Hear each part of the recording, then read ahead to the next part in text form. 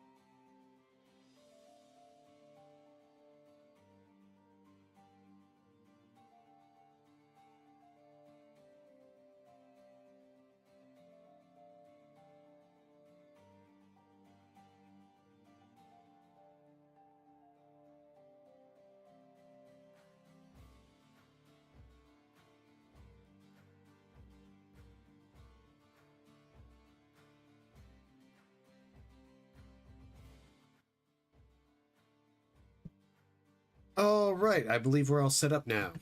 Sweet. Should be good to go. Boink. There we go. Popped in. All good. There we go. All right, we're going to start today's first video, going with Gamers Nexus. They're a channel I do like to watch occasionally. They do computer content, mainly computer builds, but they've recently kind of drifted off into investigating poor business practices on behalf of the consumer. They are a channel that focuses heavily on the consumer, believes the consumer is the point, and that these companies shouldn't be doing some of the nasty things that they do now. Sadly, we can't prevent them from not doing these things because it seems no matter what, the Consumer Rights Act will never be enforced. FTC gets paid off. I mean, it's pretty much a fully corrupt system at this point. Pretty much. Black market in China for the last 3 weeks, and this is our biggest story yet. And also, I may or may not have been detained for an extended period of time for questioning at customs by one of the two governments involved in relation to getting this story. But I've been advised not to talk about that today. Also, we might upset NVIDIA. Again. This story is pretty crazy because we found and spoke to smugglers, middlemen, and users of so-called AI GPUs, which have been banned by the United States government for sale into China. And in a world first, we got several of these people involved in the chain of fueling this black market of GPUs to go on camera and talk about either selling them or using the cards. The NVIDIA GPU black market. In Japan or China? A day ago, the U.S. government arrested 2 Chinese nationals for smuggling GPUs past U.S. borders for... I see no issue with this. Even though they are probably going to have the label made in China. Export into China to be sold on the black market. We're making a full-length movie about all of this, and we need your help. In this story, we spent 2 weeks traveling over 2,300 miles, or 3,700 kilometers, inside China to talk to those in the know. We then spent a week in Taiwan to find intermediary companies. We worked with this guy in Huizhou, known as Mr. 5, and we asked him this question. 你觉得 NVIDIA 知道这个是当然知道的，但是就是它是怎么说呢？睁一只眼闭一只眼。This is like you turn a blind eye. This was the exact same idiomatic proverb given by 2 other middlemen in Shenzhen. Do you think NVIDIA knows? Do they try to stop it? 就是它是这样，可能就像睁一只眼闭一只眼。 They agreed to let us record the conversation, but said we couldn't show their faces. 可以，就是 just can't show their face. Oh, okay. Yeah. and our company name. In Hong Kong, we visited Dr. Vinci Chao's hand-built server at the Chinese University of Hong Kong, a user and purchaser of GPUs which are now export controlled. I mean, but it's supposed to be banned, right? Yes. But you can just buy it retail in a store. As I said, it's not illegal to buy them. Right. But I guess what's surprising me is how easy it is to buy them. With the right price. We met with a dealer of Look, I like Gamers Nexus and the things that they do. But what I don't like watching these creators do is go into a country like China, knowing full well they could be arrested and planted evidence on them just to keep them there. China's done this before. This is not a country you guys should be going into. I don't understand why you're willing to do this. This is risky. I disagree with you on this, Gamers Nexus. Doing this kind of stuff, going into China, was just foolish. It really was. You put yourself at great risk for a video that, for all intents and purposes, is not going to make up the back end of what it is you just went through. To anyone out there, creator, live streamer, doesn't matter who it is, do not put yourself in a situation just with where the risk does not outweigh the benefit. smuggled GPUs in Huaqiangbei, who told us just how easy it is to get these supposedly banned GPUs in China by walking us across the street to introduce us to his suppliers. 市场很多啊，就是你就是帅哥就很多了。 Does he need to make any trips to SEG to buy stuff that we could potentially go with him for?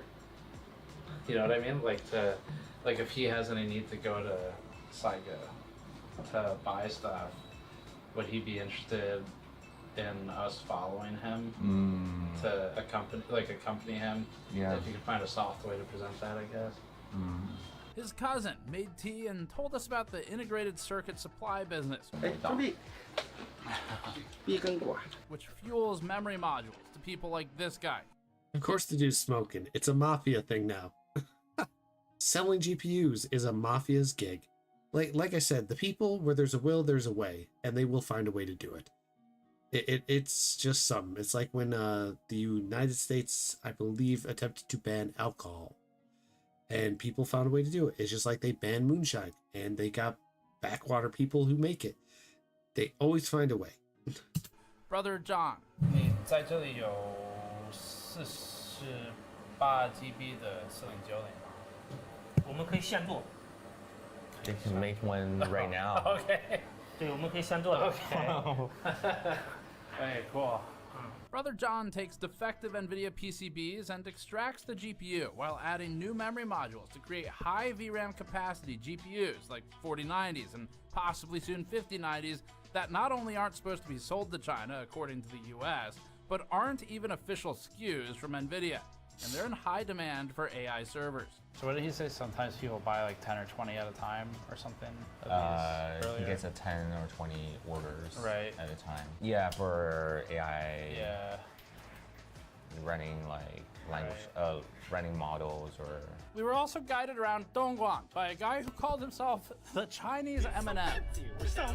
We then realized the best way to understand how GPUs get in and how this black market works would be to buy a GPU which was smuggled into China. So we wired thousands of dollars. Steven. Yes. Is this Steven? Yeah, how's it going? Oh my god. Alright, you ready? I'll help you here. Yeah, so I've got $3,289 going out. Perfect. And they're banked. Right. You'll find out if that worked in the full-length movie we're making. For this story, no more anonymous sources say bullshit that you see in all the big publications. We spent months finding people to go on record and on camera. So, this story is special, but to finish the story, we need your help. We're launching our own version of a Kickstarter that we've linked below to help fund our production budget. This movie has a release date, August 15th, so it's coming out in just a week. To make this as good as we can, 4 we days. want to pull all resources to focus on only this. This will help fund our existing research, travel, staff, and production costs, thus far totaling about $100,000 now, most of which has been months and months of time across multiple team members researching,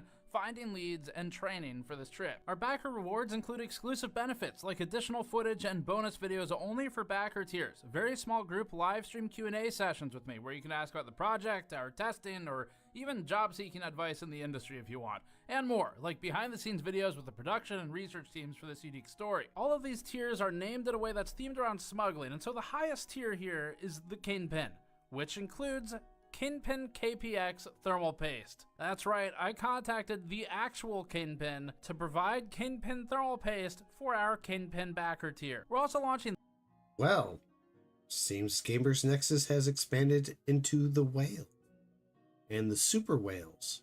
This brand new Turn a Blind Eye t-shirt referencing the Chinese Turn idiom a that our blind contacts eye. kept uttering when we asked if NVIDIA was aware of the circumvention of export controls for sale of its GPUs into China. 睁一只眼闭一只眼。 The text is written in traditional Chinese characters. It's read top down, right to left, and it feels...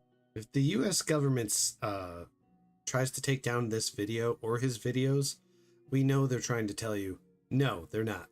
You can't tell this to them. We say no. Good old American government sometimes. sort of like a skyline from Of course, Hong you can Kong, sue the American inspired by it. government. This Happens is a lot. handmade art by Andrew on the team, showing one open and one closed eye with cyberpunk-style, Blade Runner-esque theming to fit the Hong Kong part of the trip. Our highest tier also includes a credit in the video if you bought on or before August 14th, and includes a watercolor painting of the Hong Kong city skyline on canvas that my mom actually painted based on one of the photos I took.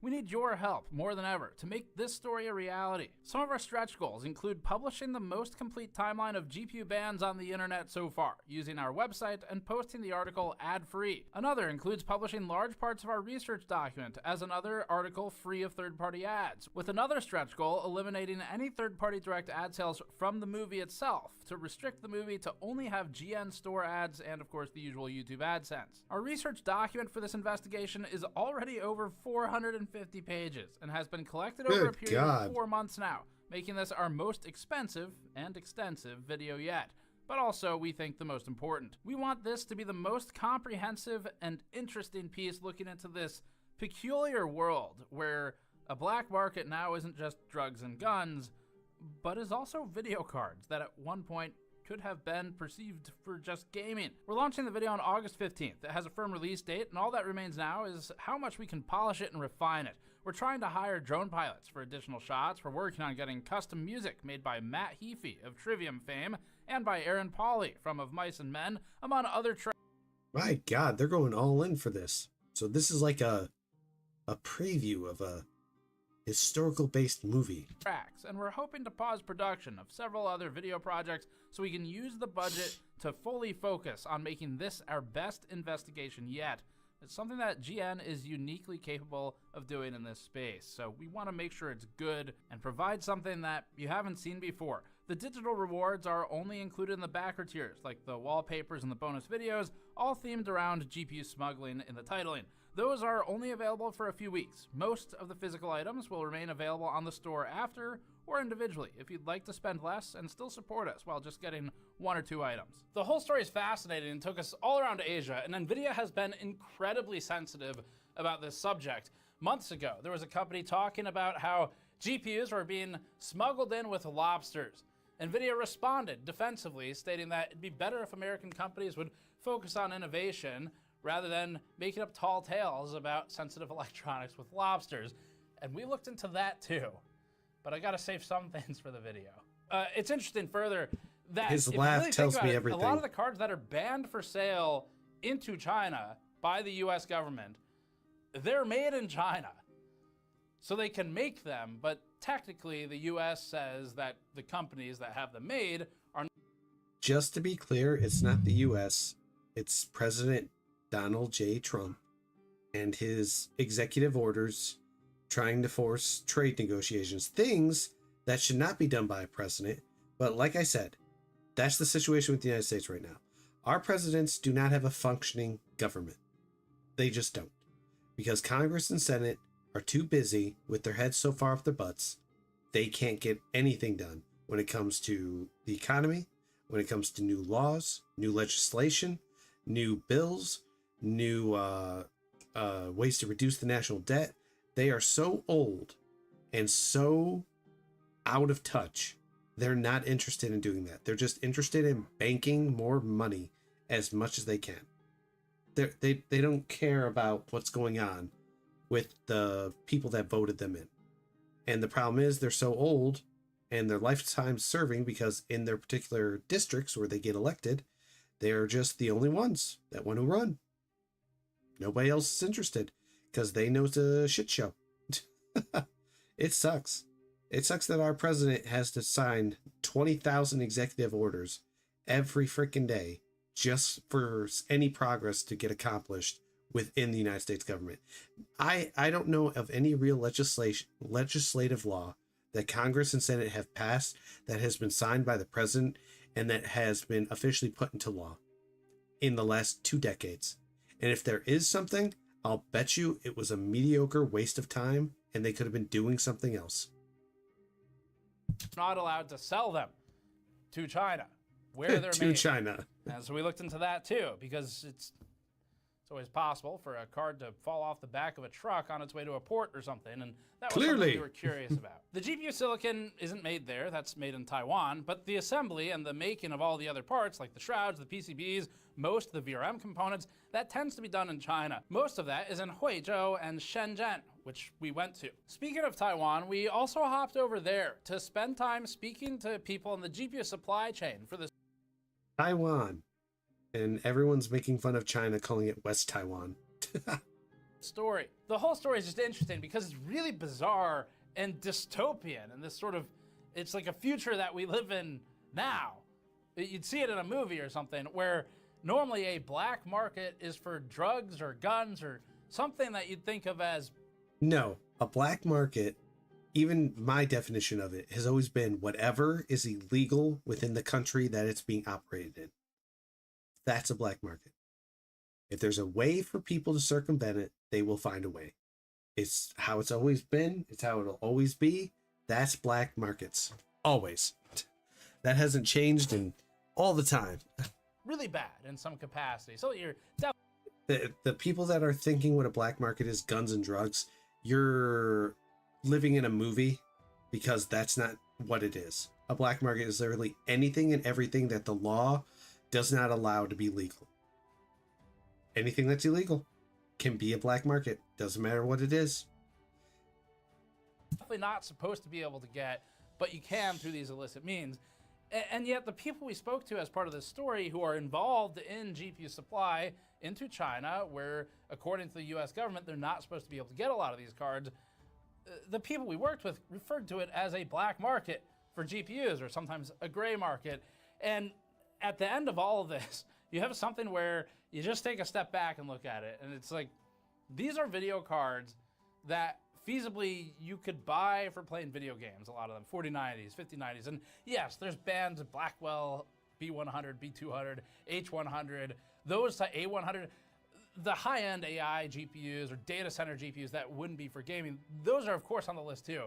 But the fact remains that cards which we've reviewed and benchmarked in, I don't know, Final Fantasy are so valuable that they get smuggled into another country for sale. And of course it's for things outside of gaming, but it could be gaming too. And when you look at it through that lens of, this is a thing that we all in our audience know from just a hobby of PC building, and it is so obscenely valuable outside of that hobby that people are willing to risk some kind of fines or potentially detainment or maybe even jail, getting it out of places it's not supposed to get out of because it's so valuable, to then sell it somewhere it's not supposed to be sold. And that makes it fascinating to us. That's why we covered this. So it's a big adventure. Tannen went with me for this. He was the one on the camera and running the audio for that. So just for context, normally, as far that dude has all the mouth, all of it. as far as like how important and crazy this story was,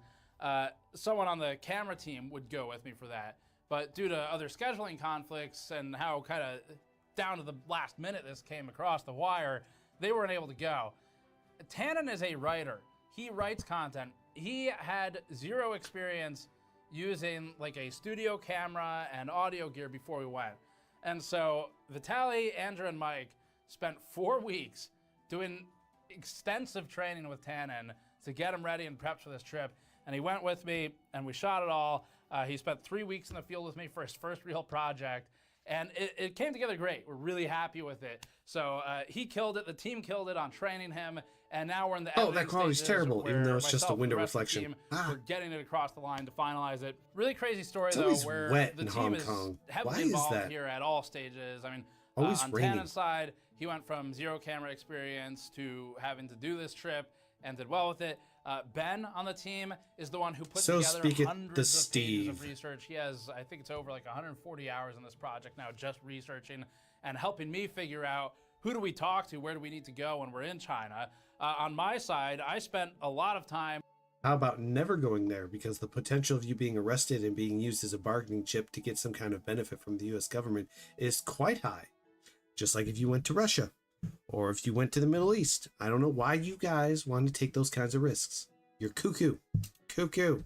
Studying Chinese so I could just use the right words having these conversations. Because, like, believe it or not, it never came up in my tutoring sessions how to say black market. And I really felt like I would have had to explain that if I had asked. So that's where I spent some of my time, in addition to the research and the planning and all that stuff, logistics. But we're excited about it. And in the meantime, to help us finalize things, please head over to our page and support our project. Tiers include new shirt designs like our Blind Eye t-shirt, our Blacklisted t-shirt that I was wearing in this video, really want to go with that one, don't they? and our GPU paper launch shirt. We also have GPU backplate stickers and side panel stickers that we've designed, like this one that says Black Market in Chinese characters with a Nexus Smuggling Company label. We sized it to fit most modern GPU backplates and fit that sort of cyberpunk dystopian theme for your build. That's in addition to digital wallpapers, exclusive Q&A videos, and more. This video is pretty unique for GN. We've done a few of these now where, I don't know, if you think about our 3-hour tariffs deep dive, we learned from that process and that format, and we're continuing to iterate on the format and apply it here. So that's what we're trying to do again, but keep improving on it. Really fun stuff. We're best known, I think, for the benchmarks and reviews out of the things that we do, but these are becoming more common. We are able to do that because of your support. This stuff's incredibly expensive, both in time and just actual cost. I mean, again, we spent 3 weeks out of the country to produce this. So, and again, we've got a firm launch date on that video, so it's gonna happen. It's just a matter of how much we can polish it and continue to refine it in these last 2 weeks. Oh, a little So hit domestic the link in kitty. the description below to help us out. Visit that page. We could really use it on this one more than anything we've done in the past. And as always, subscribe for more. Make sure to set a calendar reminder for the 15th. We're gonna be launching the video then. And in the meantime, check back as always for other content, and we'll see you all next time. We've been investing. Gotta admit, it's ballsy what he did. I would not have done it because I'm not going to go into any of those countries with the tensions that are going on between us, Russia, China, and the Middle East. It's asking for trouble. All right, we're going to jump over to sports. Yeah, we're going to look at some NBA stuff. And we're going to start with The Low Post, a guy that I've been watching ever since I found his content. And he's got another channel called The Foot on the Line. That's also on there. And he is talking about Joel Embiid. I won the MVP, now I'm tapped out. Literally, he got a gold medal, got his MVP, got 2 scoring titles, and he was like, nah, I'm done. I'm just tapped out. Have moved. I figured end of July, beginning of August, middle of the off season will be the perfect time to move because there's not that much going on in the NBA world. But boy, was I wrong, because the Philadelphia 76ers are in the middle of the off. You mean Armageddon? That's what I'm going to call it for him. Hey, they chose to extend it. That was up to them. It's been really, really bad. It first started off with the draft where the Sixers lucked up and I want to state my position on Joel Embiid. I have 2 different viewpoints. Joel Embiid's a great one-on-one player. He's huge, sizable, and honestly, he should have been the face of the league if he didn't have such a poor behavior. But that's besides the point. Just like I view Jokic as the current face of the league, and he's a team guy.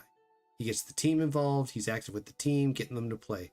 Joel Embiid, he's one-on-one, not a team guy, but he gets it rolling. That's the 2 distinct differences that I put between those 2 big men. Oh, and no matter what, Joel Embiid one-on-one with Jokic, he's going to win every time.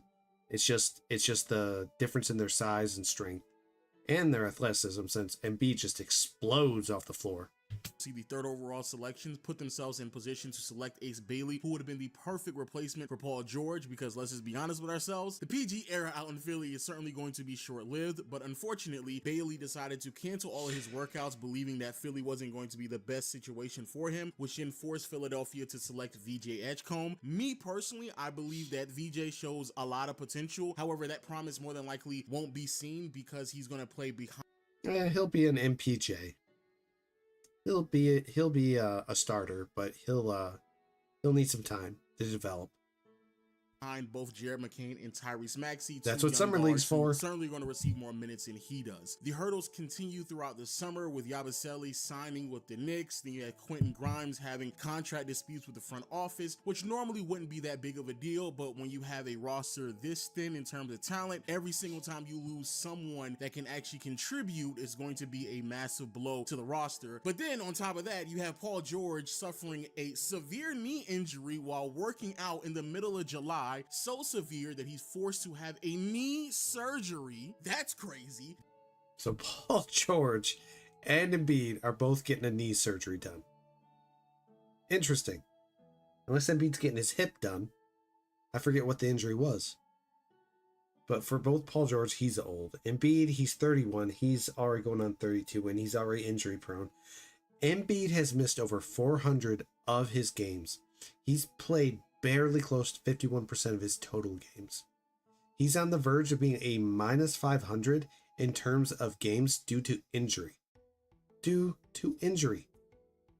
Jokic has missed like 10 in his career. And he missed 2 of them not due to injury. He did them because his wife was giving birth to his son and he wanted to be home for that. It was just 2 weeks. I mean, There's a huge difference between those two in terms of how they are as players. This means that his return is going to be pushed back way beyond the beginning of training camp, which is also going to be very concerning for a team that's trying to build up chemistry. However, the reason why you clicked on this video, and by far the biggest concern that the Sixers have to worry about moving forward, all centers around the face of the franchise, and that is Joel Embiid. Despite the fact that Embiid only played 19 games last year, the new reports are claiming that he still is not ready. The knee is still a major concern, and he will not be prepared for the beginning of training camp. A lot of information to digest if you are a Philly fan, an executive, a player, and even Joel Embiid. I can only imagine if you are Embiid, the road of recovery has been a long one, and especially when you consistently find yourself on this road every single year.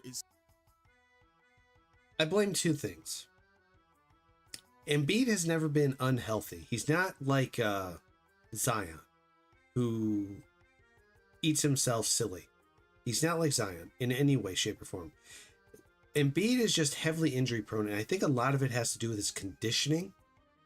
This is my opinion on how I've been seeing it. Joel Embiid has not great conditioning. I just don't think he does.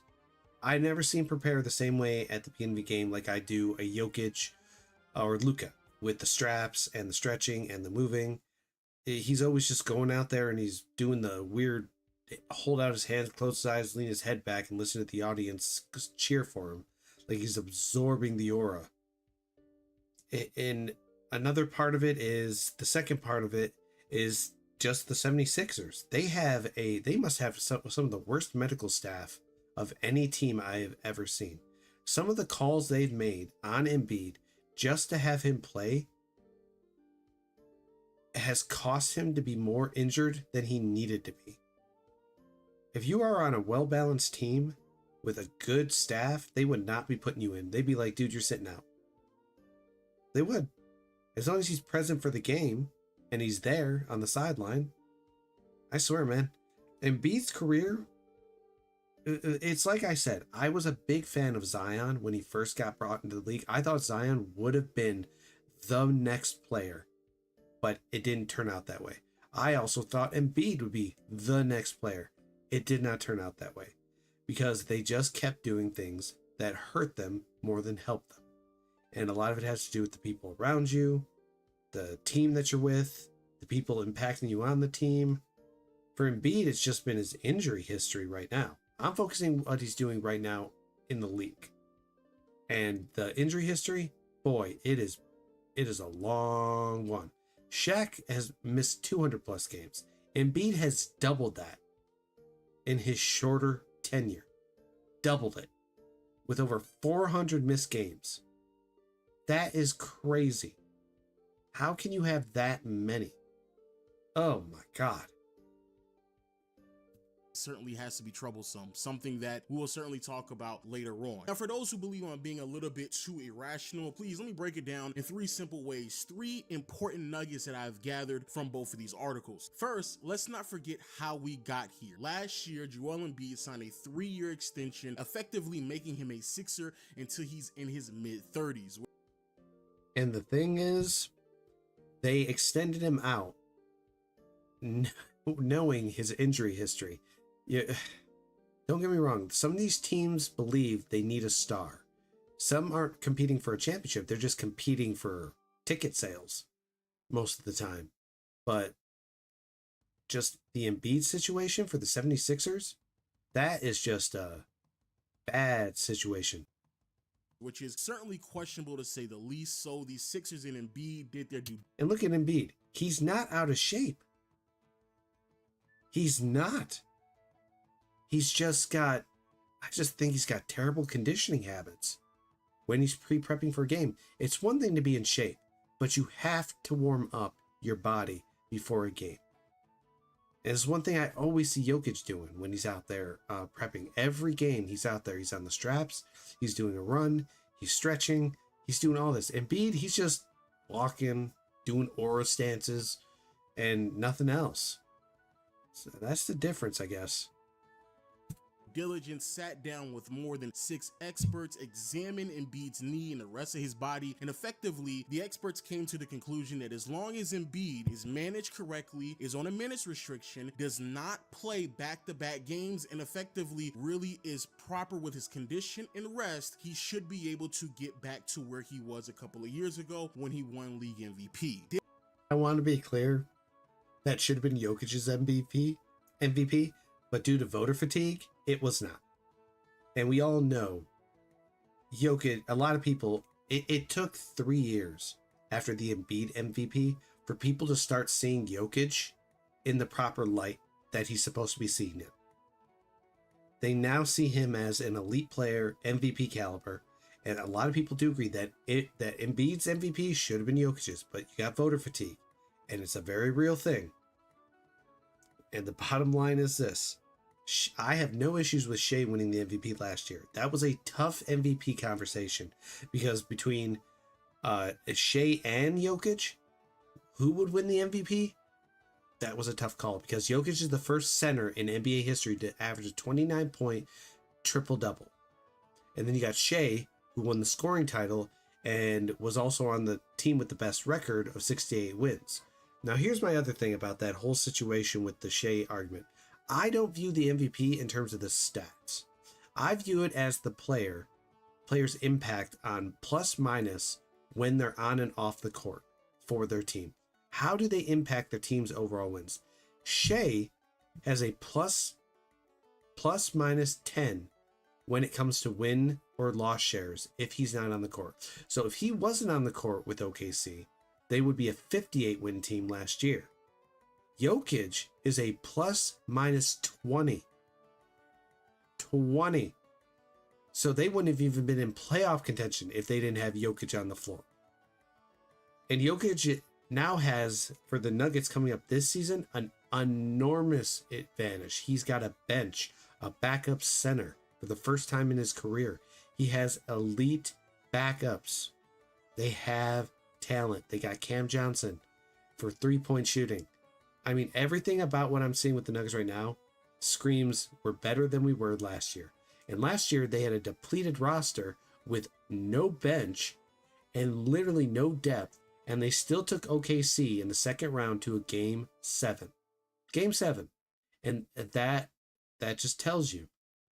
Because I knew once OKC got past the Nuggets, they were going to streamline past everyone else. There's no question about that.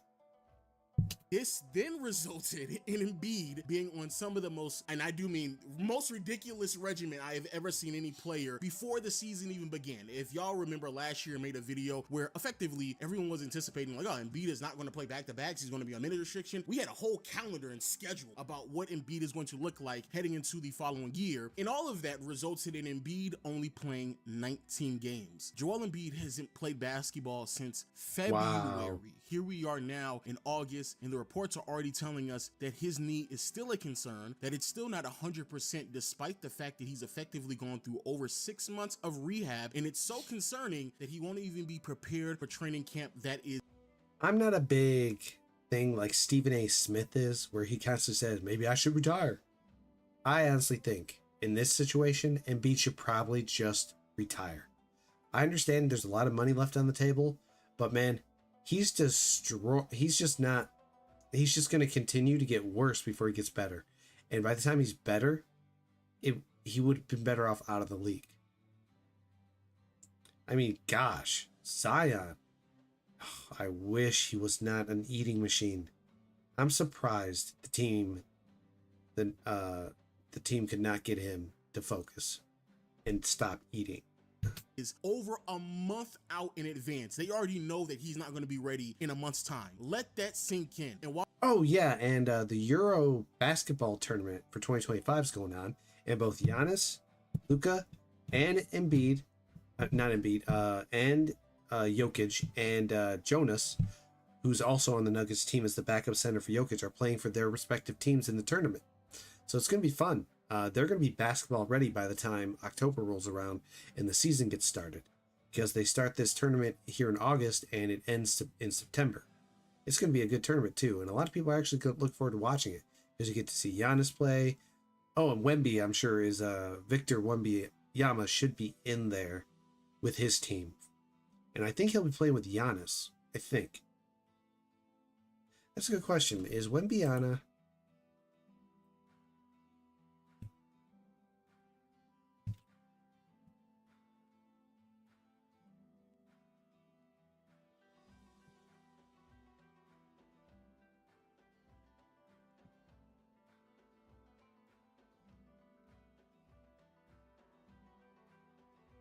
Good question. I'm not sure if he is. No, Victor Wembanyama will not be playing in the Euro basketball tournament this year. He will be focusing on his recovery from a blood clot issue that prematurely ended his 2015. Oh, man. He's very scrawny, though. When I look at him, I'm worried about him. I feel like he'll just snap if you flick him too hard. So I thought he'd be playing, but he probably would be. But they've got Giannis, Jokic, and Luka all playing for their respective teams in the Euro Basketball League. So it's going to be great. Giannis is going to be playing for Greece. You got Luka playing for, I forget. His is located near Serbia. I'm right. But Jokic will be playing for Serbia. So it should be good. Actually, let me see. CBS Sports, if they don't do stupid ad crap. Let's see. Which NBA stars are playing here? Luka Doncic, Giannis are in, Victor Wembanyama is out, Nikola Jokic, meanwhile, has not yet made a final decision playing Serbia. Oh, this is back in June. Yeah, he already made that decision. He's going to be playing with Serbia. And he did it probably to get himself basketball ready.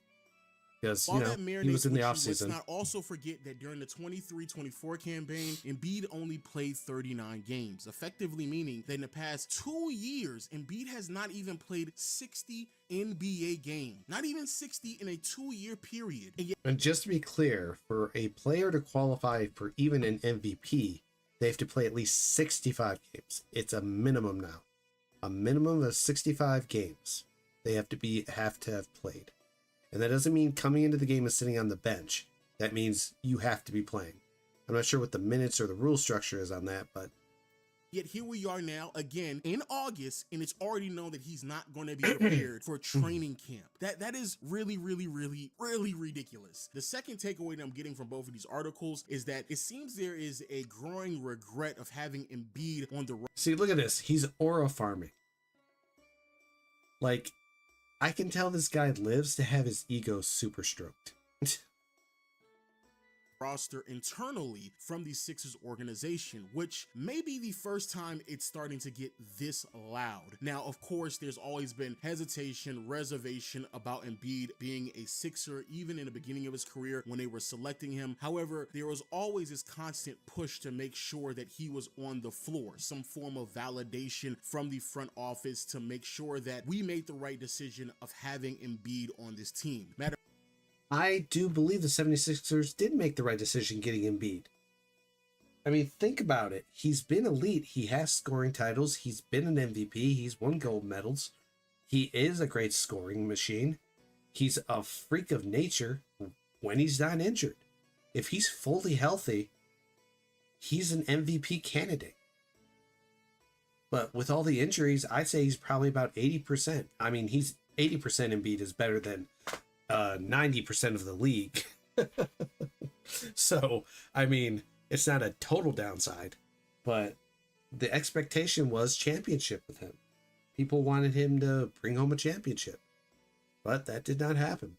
Matter of fact, Embiid even speaks about this in the ESPN article. Again, I think that was a really, really great article, great journalism. But effectively, in that article, Embiid outlines how in the beginning part of his career, the Sixers were constantly pushing him to be on the floor, again, for validation for even selecting him in the first place. Luckily, it came to find out that he really wasn't faking an injury, that he genuinely needed to sit out for the totality of his rookie season. So that really worked out for him. But that has been the constant push that we've seen through various reports throughout Embiid's entire career. So for us to get to where we are right now, where there is this growing regret or resentment of Embiid being on the roster, is really the first time that we've seen this Sixers organization not be as optimistic as they used to be, which kind of makes sense. Again, the Sixers kind of put themselves in a position where they had no other choice but to trust the process. But here we are now at 31 years of age, Embiid on a 3-year extension that's going to carry him out to he's 34, 35. And if you're talking about a player who's now played back-to-back seasons, not even 60 games, the hesitation, the questions, the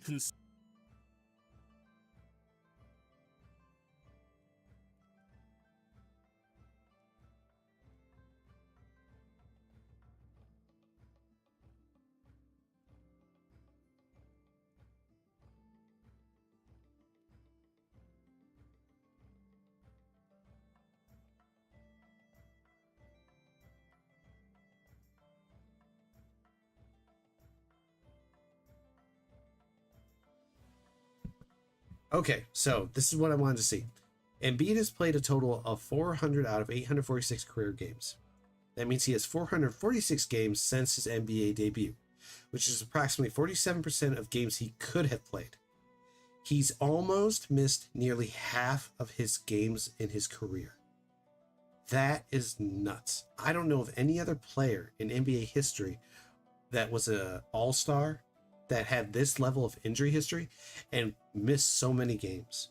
I would love if Embiid could come back fully healthy and be an MVP caliber again, because MVP caliber Embiid is an unstoppable force of nature. He quite literally is. You cannot stop him in defense. You have to foul him. He's like a Shaq. He literally is. That's how big and strong he is. Only one who can even be matched up with him is Jokic, just for his size. But that's about it.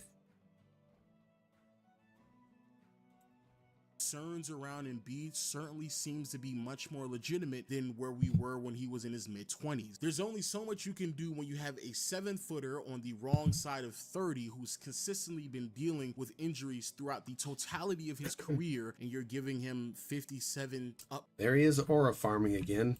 To $67 million for the next 3 to 4 years. So that's really, really concerning. Now, from an organizational standpoint, this makes all the sense in the world. If you're the Sixers and you truly regret giving Embiid that 3-year contract extension last year, especially because you're going to owe him $67 million in 2029 when he is 35 years old. So yeah, if you want to remove yourself from that, I thoroughly understand, and easily pivoting into a rebuild that will feature complimentary guards, regardless if that's Tyrese Maxey, Jared McCain, or now VJ Edgecombe, is a really good way to sell a rebuild. But when it comes to Embiid, it's certainly a little bit more complicated than that. Now, I am not someone who pushes a player towards retirement. However, after reading that article from ESPN, it's hard for me to believe that Embiid hasn't at bare minimum thought about it. Matter of fact, it is heavily implied that he has periodically throughout his career. Retirement has been on his mind since the beginning, especially when he was dealing with mental anxiety with his brother passing away. And quite frankly, the one biggest takeaway that I've gotten from that article is that the road of rehab isn't just physically taxing, but also mentally as well. The constant battles that Embiid has to face internally, especially when it comes to trustworthy, not only from the front office perspective, but it has leaked into his personal life, so much so that literally in the article, he's talking about how he leaves money out in his house purposely to see if someone's going to come in and steal his money, and then from there make the decision on if he decides to keep that person in his life. Like, it's actually a lot. And I can only imagine the ongoing mental anguish that Embiid has to go through every single year. And it's been pretty reoccurring. The ups and downs from the roster perspective, head coach, front office, and now with Embiid's health constantly in flux. I can only imagine that Embiid can quite literally just say, I'm over it. I'm over it. This is done. I'm tired of going through this up and down strife with my body, with the front office, with the demands that comes along with it. He's even had some verbal public outburst about how the city of Philadelphia should really applaud me for me putting my body on the line all the time, especially when people were questioning the contract extension that No, because that's not how fan bases work. They applaud you when you're winning for them. You can't be an all-time great player and just be losing all the time. That doesn't work. I mean, put it like this. Say you're a franchise quarterback for a team and you are winning and above 500, roughly 10 or 11 wins a year, but you're not making a deep postseason success. They're going to cheer for you in the regular season like, oh my God, we have a chance. But then come playoffs, they're just going to boo you out. Fans don't work like that. They cannot do that for you. And the fact that you expect them to is an ego. That's part of that ego that people have a problem with Embiid, because he has a nasty history of things he's done off the court that is not pretty. He did something to France that was just terrible. So you can't tell me Embiid didn't bring most of this on himself with the way he acts. He received last offseason. So there's been a lot of back and forth with Embiid, the front office, even the fan base as well. And I think the reason why a lot of people are constantly at edge when it comes to Embiid playing with the Sixers is because there's just a constant amount of unknown that comes along with him being on the team. And that unknown is certainly unsettling. And so I just look at all of the factors and I have a hard time not concluding that Embiid probably is going to look at retirement as a very serious option. We're talking about a Sixers roster that is extremely thin from a talent perspective. Most of their talented players are under the age of 25 years old. They still don't have a solid backup big man, in my opinion, that will remove a lot of that pressure off of Embiid's shoulders. They have to consistently rely on two players who are over the age of 30, constantly dealing with injuries in PG and Embiid, where their most important player in Embiid is at the age of 31, who's been constantly dealing with injuries throughout his entire career, hasn't played basketball since February, and still is not properly prepared for the upcoming season. All of that with also a contract extension that seems to be growing resentment and regret from a front office perspective, and a player in Embiid who's been constantly dealing with the back and forth mental gymnastics. They'd probably deal with it if Embiid brought them home a championship, but if any indication, an organization can move off you at any point, like they did to Luka, who just took them to the finals with the Dallas Mavericks. But of course, Dallas got super lucky and got the first round overall pick. I mean, my God, you can't. Nico saved his career with that one. That come with trying to rehab, and the process being more so with him being prepared and available rather than them winning a championship. It just feels as if like this team is too far removed from where they need to be for them to then try to add a... Sounds like they expect to win a championship, but they're not in a position to do so. 3 teams that are in a position to win a championship this year are the Houston Rockets, the OKC Thunder, Oklahoma City, and of course the Denver Nuggets. These are the 3 teams definitely within the title contention this year. No doubt they are, especially with the moves the Nuggets made in the offseason, what the Houston Rockets did in the offseason, and then OKC signed their 2 best players to huge contracts, which was absolutely what they wanted to do to lock them up. And if you pay them now, you won't have to pay them more in the future. Like, it won't be a bigger amount, because the sooner you pay them, the less it's going to be for you in the future. Because you see with like these quarterback contracts, the number is not coming down, it's going up. Another hurdle into the mix, and that's another year of uncertainty with Embiid. All of this amounts to, at bare minimum, contemplating the idea of Embiid retiring much sooner than I think a lot of people anticipated just a year ago when he received that 3-year extension. But hey, those are my thoughts. Please let me know yours in the comment section below. At best, I still see this team as a first round exit because Embiid and Paul George are not going to be healthy throughout an 82-game season. And the talent on this roster, though it's promising, certainly isn't good enough to make it through an 82-game season, even in a weak conference that puts them in a position to receive home court advantage that might make a difference. But I just don't see how Embiid is ever going to get back to the point of his career where he'll impact the game to the same degree that we saw it of him 2 years ago, especially beyond the age of 30 and still dealing with knee problems after only playing 19 games and hasn't played an NBA game since February. I don't see how any of that is possible. I just don't. Let me know your thoughts in the comment section below. And until next time, I'll see you all later. Peace. Yeah, I feel sorry for Embiid because some of the stuff he's got to go through sucks, but there's self-inflicted damage, and then there's organization-inflicted damage, then there's poor management-inflicted damage. I mean, there's a lot of poor inflicted damage. Now, there's one more thing I want to see with the low that he had. One here. Here it is, the Warriors and their massive problem.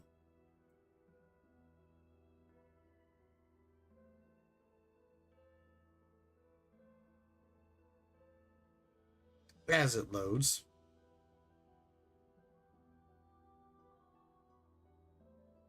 Okay, we got to talk about the Golden State Warriors because Okay. they have made a massive mistake over the last few years. Now, we are almost in August, ladies and gentlemen. Right. So my thoughts on the Warriors and the Lakers. They are not in title contention. But Luka is my MVP favorite for next season. He's in shape. He looks good. I can't see any other reason to believe he's not going to have an MVP-like season. Now, he'll have stats like an MVP. But can he win the MVP? Probably not. Their team's not built to get above 50 wins. And if they somehow manage to, I'd be shocked and blown away. Now, Nuggets, I'm predicting 58 wins. OKC, probably 60. And Houston Rockets, most likely 58 as well. Those will be the top 4 in the conference. So, I mean, the East is weak and the West is loaded. Like, the West is just loaded. But the situation with the Warriors, they don't have a reliable center. They have no center. Same thing with the Lakers, even though they went out and they signed somebody, I believe, just recently, or performed a trade, and they got somebody. But they lack a thing. Personally, I believe the Warriors would have knocked out the Timberwolves had Steph not gotten that injury. It really did look that way. Because it's when Steph starts cooking, it's hard to slow him down. It really is. But I believe if Steph hadn't suffered that injury he got in his leg, it was a hamstring injury, he would have they would have cooked the Thunder. They would have cooked the Timberwolves. No doubt about that. And now that the Nuggets finally have some depth at their bench, Timberwolves are not going to give them as many problems as they did before. And the Golden State Warriors have not made a single move yet in the offseason, which is very damning when you have a franchise that reside in a very competitive conference, so competitive that despite the fact that many of these teams are already better than the Warriors last year, some of the top teams in the Western Conference continue to add to the talent on their roster to make themselves. I mean, the Houston Rockets are the hottest team right now. Like, they got Kevin Durant, a vet, and they got tons of young talent. And their team is just built to win. So they're definitely going in for a championship. And then you got OKC coming off their championship run. And then you've got the Nuggets, who took OKC to Game 7 with a depleted bench and no depth. Now they have depth and a bench, and they're not depleted. So I'm wondering what that's going to look like. Even better, furthering the gap from the Warriors to some of the top contending teams. Also, this is a franchise that's trying to maximize the last year or two of Curry's prime, because beyond this 2-year window, it's not even certain if Curry is going to be on the team anymore or even in the league, because he could retire. But what's probably even more problematic is that this is a franchise that doesn't really have a true idea. I personally believe Curry will probably retire after this year. I think it's at that point where he might. I know LeBron's been playing a while, KD's been playing a while, but these are guys that are legitimately able to maintain themselves. But that injury last year probably scared Steph, maybe. It's hard to tell. He might continue to play. I think he's 36, going on 37. But yeah, it's a young man's league right now.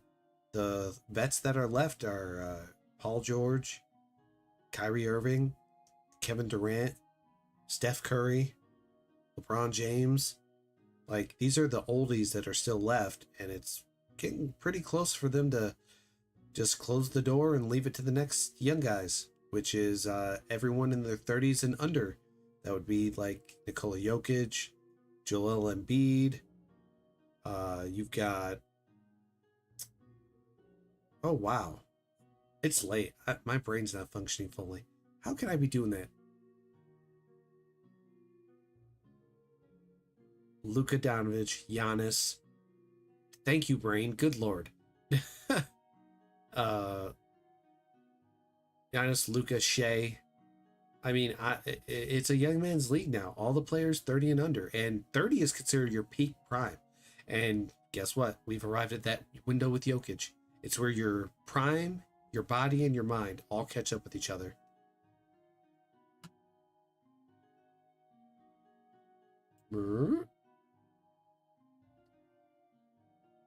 But yeah, I swear this. when it comes to the young man's league now that we got with the NBA, it's the same thing with the NFL. We've still got Russell Wilson and Aaron Rodgers and Matthew Stafford trying to make something. And I'm like, dudes, it's time to call it. You're not Tom Brady. You're not going to play till you're 45. And you're certainly not probably in contention to win a championship either. If Aaron Rodgers somehow does it with the Steelers, mind blown.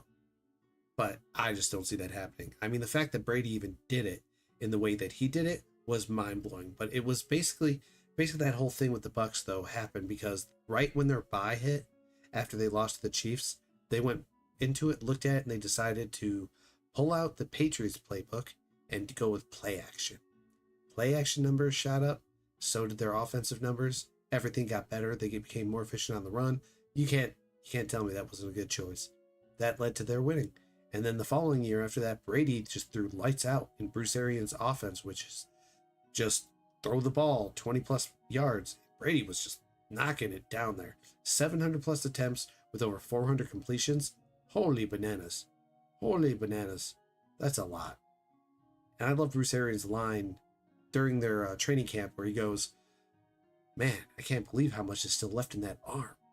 Because he was shocked by how much was left in Brady's arm. Brady also showed Bruce Arians' offense does work. If you have a competent quarterback, it does work. Identity, a plan beyond this 2-year window of Curry's prime. No young player that they can solidify themselves, ride off to the sunset, cross their fingers and hope that they will be the next face of the franchise, despite the fact that the entire purpose of the plan that they decided to choose was so they could avoid this problem where we are today. And the biggest reason why all of this is occurring is because of the Jonathan Kuminga conundrum. For those who are unaware, Jonathan Kuminga and the Golden State Warriors just don't see eye to eye. And a huge reason for this is because of the inconsistent role, minutes, responsibility that Kuminga has received. What was their plan with Kuminga? I'm curious. What was Golden State's initial plan when they got him? And why don't they just play him? I wonder why some of these teams don't play these players. I mean, if they get more play time, wouldn't they naturally improve? Well, not everyone's a growth, but I don't know. It just feels weird. They paid him all that money and they don't play him. For the better part of the last 2 to 3 years. This has led into not only several different public disputes between Kuminga and head coach Steve Kerr, but now has leaked over so much so that we're now in contract negotiations. I love what Jokic did against the Golden State Warriors 2 years ago. I call it the shot of shots. Nearly halfway across the court, less than 5 seconds to shoot, and he had to put the ball up, and he did, and he scored 3. And it was 127 to 127, and Jokic put the ball up, scored 3, preventing it from going into overtime, taking the win home for the Nuggets. That was an epic game winner. I loved it. And despite the fact that Kuminga is no longer under contract, Kuminga is done with the 4 years of his rookie deal. And normally, like in 9 times out of 10 situations, players of Kuminga's status would receive a contract pretty quickly, an offer almost immediately that they are looking for. But here we are again in August. Matter of fact, even dating back last year, and Kuminga and the Warriors seem to not be on the same page with one another. Now, how exactly did we get here? And I'll be honest with you, it's pretty crazy to me that not too many people are openly critical of what's going on in Golden State, because I do believe what's happened for the better part of the last 6 years, really post the Kevin Durant era, has been a bunch of malpractice going. Okay, here's how I look at the Golden State's Warriors situation. For me, this is what I'm seeing from the outside in. They have continued to make moves to develop younger talent rather than surrounding Steph with the necessary talent and team he needs in order to win a championship, given his advanced age. He's still playing at a very high level. He's still top 10. But like I said, he is getting up there in age, and that injury knocking them out in the playoffs showed they really needed him to be able to rest. So here's the thing. I believe since Kevin Durant, every move they've made has been to increase their young talent to prep in the eventuality when Steph retires. Steph has even come out and said that openly, that he does not want them trading any of the young bench that they have because he wants something left behind when he leaves. But the bottom line is people were calling out Steph for this. They said, why are you doing this? That team was nothing until you got there. Why would you sacrifice for them when they should be sacrificing for you? They need to be bringing in players that build around their organization. A fine example of this, the Nuggets. They fired both the GM and the coach because they didn't want to pick between them because they had issues working together. So they said, nope, we're not going to do that. Then the following year, when they went in and worked in free agency and the draft and getting players in trade, the Nuggets had two executives that made these decisions, and they focused on surrounding talent around Jokic, which is what an organization should do when they have a star player. You focus on what strengthens that player to being great. But Golden State has not done that. They focused on younger talent because they know Steph is eventually reaching the end. They're just waiting for it, and then they're going to start moving in the younger player direction. And that's why I find it weird that Steph would even support that. Does he feel like he's done enough? 2 MVPs, 1 Finals MVP, 4 championships? The greatest three-point shooter that ever lived? Greatest shooter that ever lived? I mean, I don't know what you want. I don't understand Steph's logic behind this. So getting Booker, though, that was good for them. Getting Jimmy, that was great because that helped take pressure off Steph and it opened up the offensive floor for Steph. So that was one thing that they did do for Steph. But the problem was they didn't have a center. Just like the Lakers, they didn't have a center. Centers must be big. You just got to have a guy who can test shots at the rim.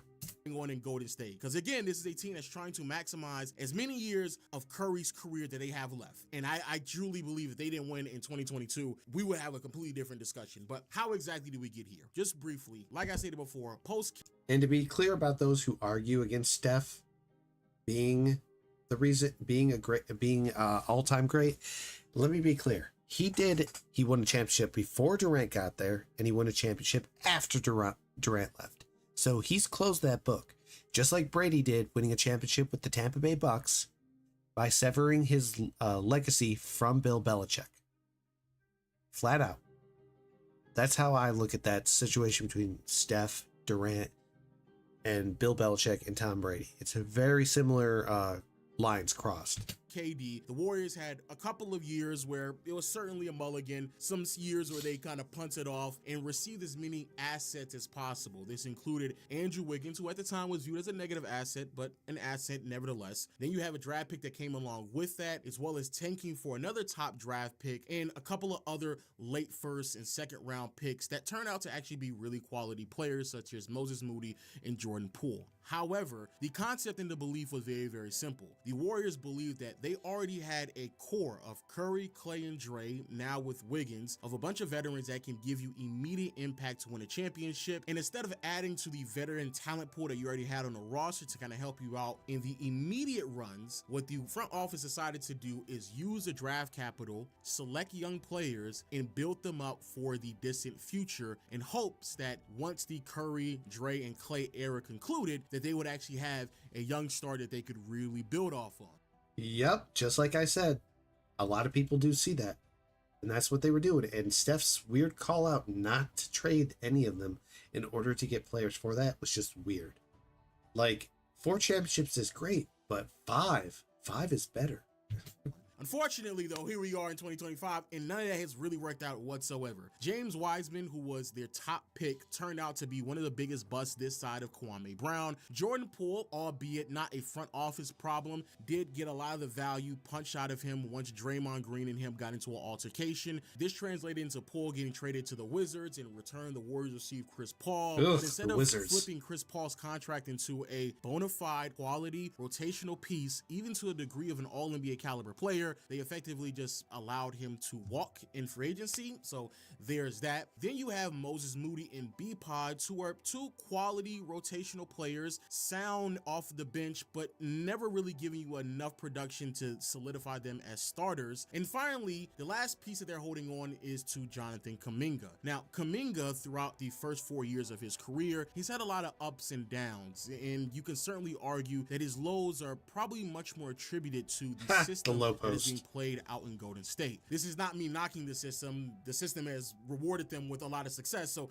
this is not me saying that the system is flawed. It's just acknowledging that the Warriors system isn't for every single player, and Kuminga is certainly a great example of that. However, despite the bad fit, Kuminga has shown a lot of promise in very few spurts throughout his first few years, especially in year 2 and 3 when Klay Thompson and Draymond were in and out of lineups either due to suspensions or Klay immediate regression out of nowhere. Also, Kevon Looney not being a reliable option as well really did open up a lot more opportunities for Kuminga within his second and third year. And with those opportunities, Kuminga really did flourish. He put up a lot of box score numbers, points, rebounds, and assists. He looks really solid, but again, nothing too sustainable, especially when Steve Kerr always would reel him back in, lessen his minutes due to some of the intangibles and effort plays that he would not give consistently. Of course, this always is a give and take with player and coach. How exactly do you think I'm going to give you consistent effort, especially on the defensive side of the floor, when you're not giving me consistent minutes? There's a back and forth with that, but Steve Kerr has been part of 7 championships. He was part of the Bulls, I think, for 2 or 3, and he was also part of Golden State as a coach, so he got 4 of those. So like he's had a great transition from player to coach. That's a good success story right there. There's nothing really there that you're giving me. But if you are the Warriors, you have built a very long resume of playing off ball, playing hard defensively, and playing within the system that benefits Curry on and off ball. So you kind of got to get with it or get on the bench. It's one or the other. And unfortunately, this has really resulted in Kuminga staying on the bench probably longer than he should have. Now, there also were other concerns when it came to Kuminga and his role and responsibility on the team, so much so where his role effectively was no longer going to be on the team. Throughout this 2-year window, Kuminga's name has been thrown in several trade rumors that consist of Paul George, Kevin Durant, and some of Lauri Markkanen. It's kind of hard between B-Pods and Kuminga who exactly was given up for. Now, the Golden State Warriors are going to let Draymond and Klay retire with them, and they'll probably retire their jerseys. And I'm shocked last year that Draymond didn't. I mean, he got Defensive Player of the Year votes, but I thought he had a real shot at winning Defensive Player of the Year. Even Victor Wembanyama did, but then he got injured. But still, Draymond, man, he had a real shot at it. For Lauri Markkanen theoretically, but 2 defensive players is better than also 1. Been thrown in several trade rumors implying that the Warriors are trying to move on without him, but unfortunately have failed to pull the trigger or just have not been able to seal the deal with an opposing team. Regardless, Kuminga still stays on the roster while his name is being thrown in trade rumors, and also his minutes are going up and down throughout the entire time. And be very mindful while all of this is happening, there's a lot of things that are just falling apart at the feet of the front office for the Warriors as they effectively kind of do nothing. Again, Jordan Poole and the relationship with Draymond soured so much where they had to just move off of him. James Wiseman was immediately viewed as a bust and they moved off of him. A bunch of players were offered to the Warriors in some rumors, but they never pulled the trigger. And even when they tried to, again, things kind of fell apart. And eventually the Warriors became so desperate to give a running mate to Curry that not only did they decided to move off of Klay Thompson so they can free up some more capital, but eventually pulled the trigger on trading Andrew Wiggins to go after Jimmy Butler, who is plus 35 years old and certainly isn't the same player he was before, but so desperate the Warriors were that they had to give him a contract extension that gave him over $55 million. But you can say this, but Jimmy Butler was a good addition, though. He did help open the floor and spacing to take all that offensive pressure off of Steph. So you can't say it didn't work, because it did. Getting Jimmy Butler got them into the playoffs. for the next 2 seasons. This financial commitment was so steep that here we are again, nearly in August, and the Warriors basically only have like 7 to 9 players on their roster, and they're already clear over $170 million committed to this team. Again, it's basically just Curry, Jimmy, Draymond, Moody, Buddy Hield, B-Pods, TJD, Quentin. Boy, that bench looks very, very depleted. Depleted bench. Posts, and again, it's already amounting to over $170 million. Now, of course, with that much money committed to only a handful of players, it practically makes it impossible to add anyone on the roster. It's a huge reason why when Bradley Beal was available after his buyout with the Suns, the only thing that the Warriors could offer him was a vet minimum. It's also a huge reason why that even though there are several rumors around Al Horford signing with the Warriors, those have really become stagnant because Al Horford is trying his hardest to potentially maximize his earnings for what could be the last year of his career, but the Warriors are uncertain on how much they can or cannot give him because of what's going on with Kuminga right now. Now, for those who may not be paying attention very closely, if you go back and look at like the 6-7 names I highlighted earlier about like the 170 payroll they have already, Kuminga is not on that list. Kuminga is not a name that they have committed to this roster. He already served the 4 years on his rookie deal, and he's at a point right now where he's a restricted free agent, and normally in these circumstances, either Kuminga would go out and find an offer from someone and come back and see if the Warriors are going to match it, or the Warriors normally just give Kuminga either the contract he's looking for or something that's close enough that will allow the player to just sign off on the deal anyway. And this happens even when the player in the front office don't even see eye to eye, similar to what's going on with Kuminga and the Warriors, because worst case scenario, you just give him the contract that he wants and just do a sign and trade and send him somewhere else and then go on with the rest of your offseason. But the problem is a couple of things. And we talked about this already, the CBA is really just screwing a lot of teams. So even if you have a player like Kuminga who's a restricted free agent and you could just really just walk up to him and give him an offer sheet in hopes that the Warriors don't match it, it's really hard to play the game of what exactly the Warriors are or are not willing to give Kuminga. And then if you're the other team, you don't want to give Kuminga a max contract, because if you make a mistake and he turns out to not to be anywhere near close to being that player, then you're certainly screwed. Like you're done. It's that play you just saw Kuminga running across the floor. I wish refs would just enforce the traveling. They don't. These players travel like crazy. 1, 2, 3, 4 steps without a dribble. Come on. You're donezo. So now the rest of the league doesn't want to give Kuminga the offer sheet that would normally happen in the NBA. I've seen this several different times where you have another franchise that really and truly probably don't want the player, but just throws out a max offer just so the Warriors would have to match it anyway to kind of put them in this financial loophole where they are effectively stuck with whatever player that they end up signing. Like that happens a lot of times. Not this time. No one wants to play chicken with a max contract from a player that they don't know will be able to live up to said expectations. And that's the type of money, or at least if he was at least Jamal Murray scoring percentage, which is 20 points per game and 25 points per game in playoffs, yeah, I could justify a max deal. But he's not. He's around the type of money that Kuminga is looking for due to the type of deal that Jalen Johnson got from the Atlanta Hawks. So Kuminga is looking at the landscape, seeing and believing that he can fulfill the same role and is the same talent that someone like a Jalen Johnson is. And so that's how he's gauging his skill and his ability. But unfortunately for the Warriors, they know that if they give him that type of deal, they are effectively hard capped, and not just hard capped, they are hard capped at the second apron. It would make practically no sense whatsoever for the Warriors, with this incomplete of a roster, not having any more flexibility for the foreseeable future, especially because beyond these next 2 years, you have no idea what's going to happen on this roster anyway. You don't know what's going to happen with Curry, Jimmy, or Draymond. All 3 of them are only under deals for 2 more years. And beyond that, it's literally just Moses Moody and Buddy Hield. They're giving themselves as much cap flexibility as possible for when the inevitable happens that they need to blow things up, that they don't have a bad contract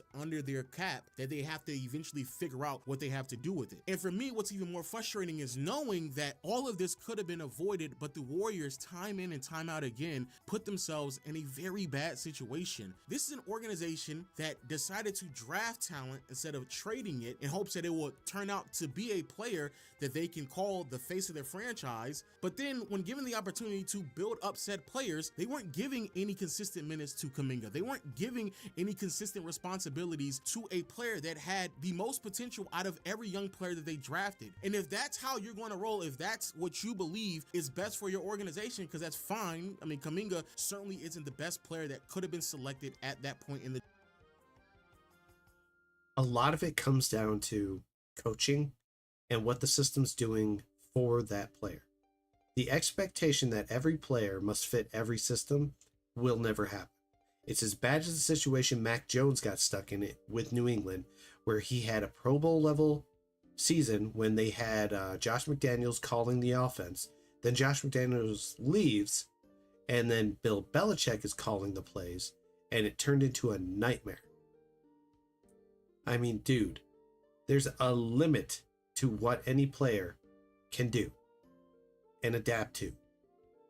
It's up to the coach to find what works for that player best, not to be hamstringing them and preventing them from growing in your already established system. And if it's not working out, should have already moved off it, but they weren't doing that because Steph said, don't trade any of the young players, keep them there. Steph.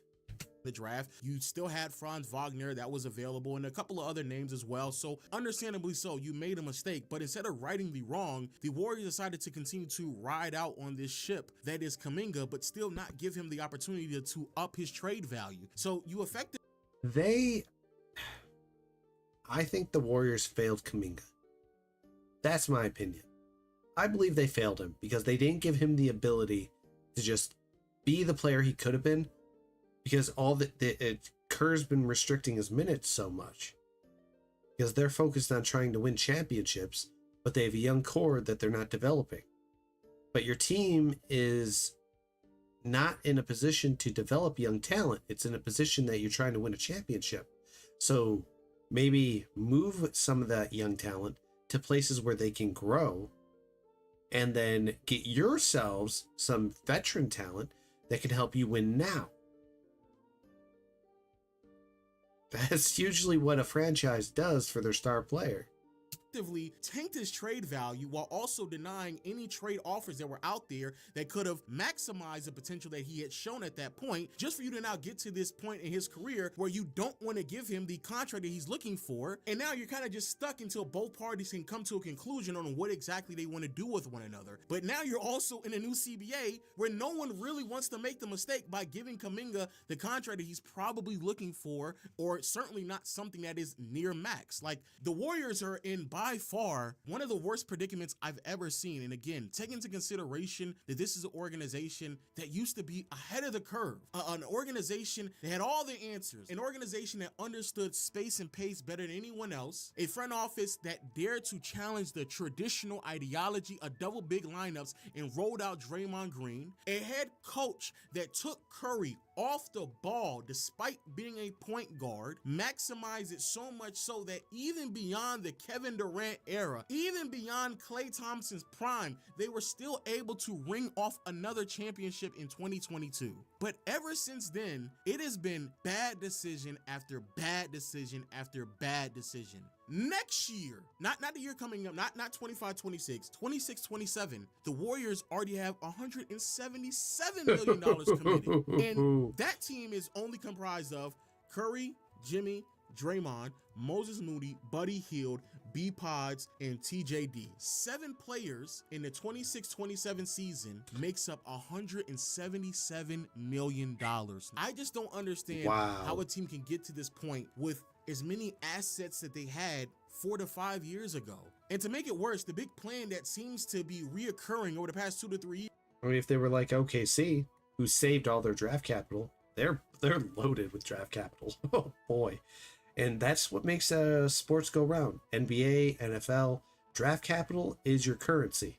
It's what gets you a team. It gets you wins, gets you the players that you want. And I will make this clear. In the NFL, there's one rule that applies.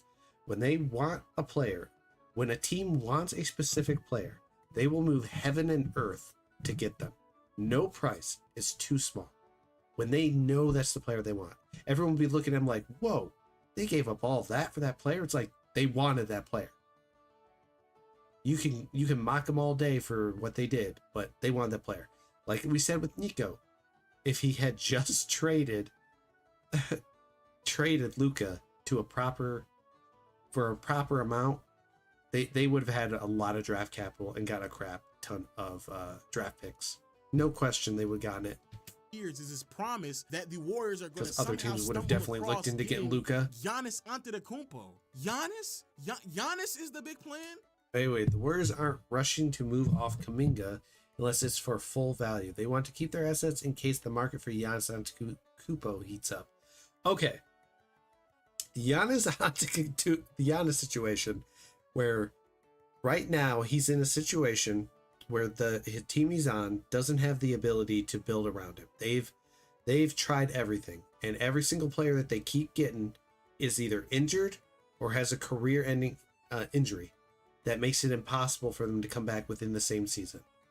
And Giannis has been the primary just supporting pole of that team, running them through with the Bucks. So, I mean, it's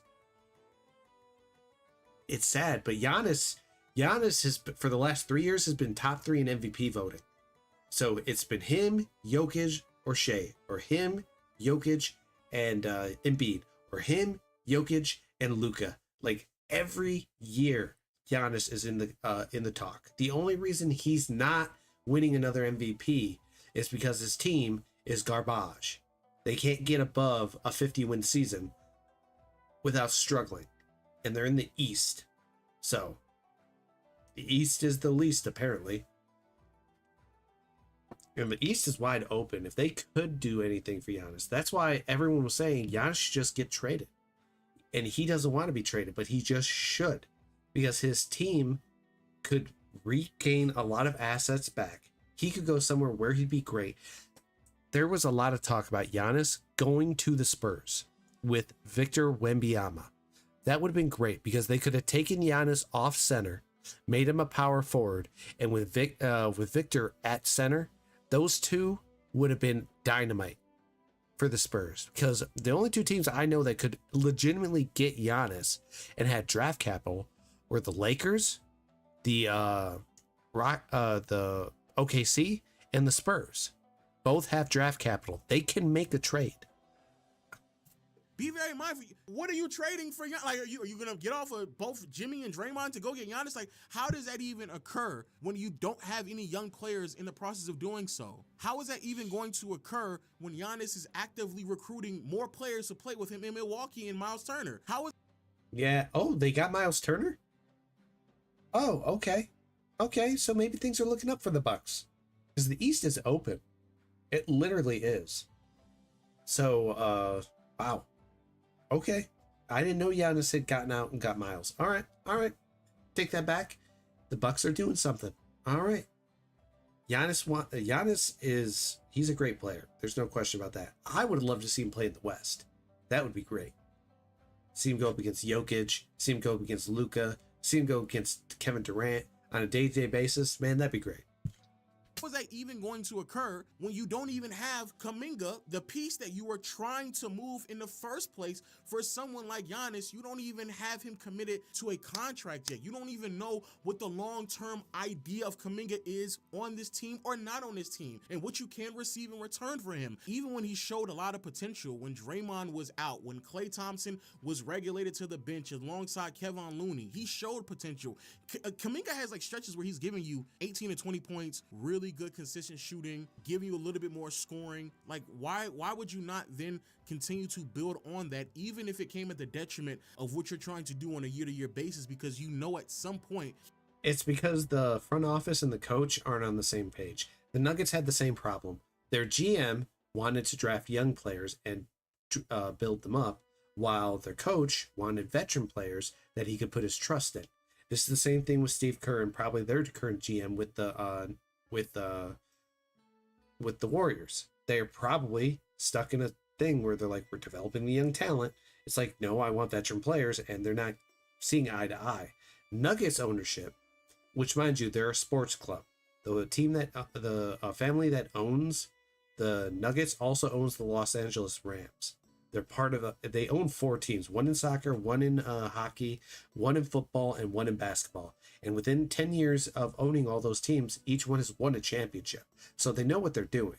When they realized the GM and the coach were not working out, they just said, we're not going to pick and choose. We're just going to let you both go. We're going to put an interim coach in. We're going to work with Jokic, and we're going to focus on our star, which is what they did. A GM's job should be to maximize the elite star that you have, your MVP, every single year. Anything and everything you can do. And I know the Bucks have done that for Giannis. They've tried. But every time they get a player, gets injured. And don't get me wrong, Giannis is a physical specimen out there, man. 2-time MVP, Finals MVP, champion, Defensive Player of the Year. He's been first team all defense. That man is legit. Two-way all the way. He is going to be the key. It wasn't going to be Wiseman. Poole got punched off the team. B-Pod certainly isn't it. Kuminga. And true, Giannis could play center for the Warriors, so he is a worthwhile get. But I don't think the Warriors have the draft capital to get a Giannis. Giannis is still in his prime. I mean, he's just entering his prime. Both him and Jokic are turning 30. And they're literally at that peak point when they've got the best years ahead of them for the next 30, from 30 to 33 is their prime years. That's when your mind, body, and your skill are all caught up with each other. You know the game. You know its in and outs. This is the best time to win championships. Is the key. And yet you've sat there and wasted by far your best asset while also completely swinging and missing on all the other ones. Personally speaking, I'm very intrigued by this storyline because in any normal situation in previous CBAs, Kuminga would still be under contract. They would have given him an offer right now, more than likely close to what he wanted, and eventually just traded him down the line. But they're in this weird situation where they have to be very careful with the type of contract that they give Kuminga, because if he gets too high of a number, obviously he's not going to be traded because no one in the league really wants him. But then it also forces you to lose even more flexibility to a team that's already near the second tax apron right now with only like 9 players on the books. But then if you decide to just let him go in free agency or just give him an offer sheet, you then turn him into an unrestricted free agent, and effectively he could just walk in free agency, and that is certainly going to happen after how you've treated him for the better part of the last 2 to 3 years with the inconsistent role, responsibility, starting lineup positioning. Like, everything has been up and down for Kuminga, and I personally believe that Kuminga might not be the best fit for this team and how this offense functions, but he is certainly much better than the Warriors have made him out to be with the inconsistencies. He certainly has a lot of upside, but unfortunately that he definitely has a lot of upside when it comes to the Warriors, despite the fact that he was supposed to be the player. He's supposed to be the guy that you can deem as the face of your franchise beyond Curry. Regardless of how crazy that may sound, that was literally the entire plan, and yet here we are now, and it's all falling apart. But hey, let me know your thoughts in the comment section below. I personally believe in any normal circumstances, Curry would have already demanded a trade, but because he's in love with this franchise, he's going to stay. And because there's not that much like rumors and drama surrounding him in the front office, people don't really talk about this, and he doesn't press anything. But like in any normal circumstances, a 37-year-old on a team like this, it just doesn't make any sense. And I'm actually very disappointed that there's not more people talking about how they pissed away the Jonathan Kuminga asset and then decided to just wait to where we are right now and having a standoff with Kuminga and not being able to do anything outside of offer a vet minimum to Bradley Beal and Al Horford in the last year of his career. Like, bro, what are we doing right now? I'll tell you what we're doing. We have a GM and a coach that can't see eye to eye. They did at one point, not anymore. All right, we're moving on to some Nikola Jokic stuff. And this the NBA was warning us about Nikola Jokic, 6-man. Now, Ant-Man, very confident, saying, I mean, he's the best player I've ever seen, you know, next to me, the way he says that. But no, Jokic is definitely a better player than Ant. Best game of my life, like, that I've been a part of. Nikola Jokic, bro. Oh my God, he might be the best basketball player I've ever seen, like, close up, like, besides myself. That was Anthony Edwards on April 1st of this year. And no, it wasn't an April Fool's joke, although with the performance Nikola Jokic. To be clear, Nikola Jokic, last year with the Timberwolves, they were getting beaten by the Timberwolves all season. They had one game that went into double overtime where Jokic had a 61-point triple-double, 10 rebounds, 10 assists that they should have won, but because of an inconsistent thing that Russell Westbrook did, it cost them the game by a point because of a foul. So they've been back and forth with the Timberwolves for the last 2 years now. And I believe a lot of it has to do with Jokic. The team is built to defend Jokic. But if Jokic has some more depth on the bench, he could handle the Timberwolves.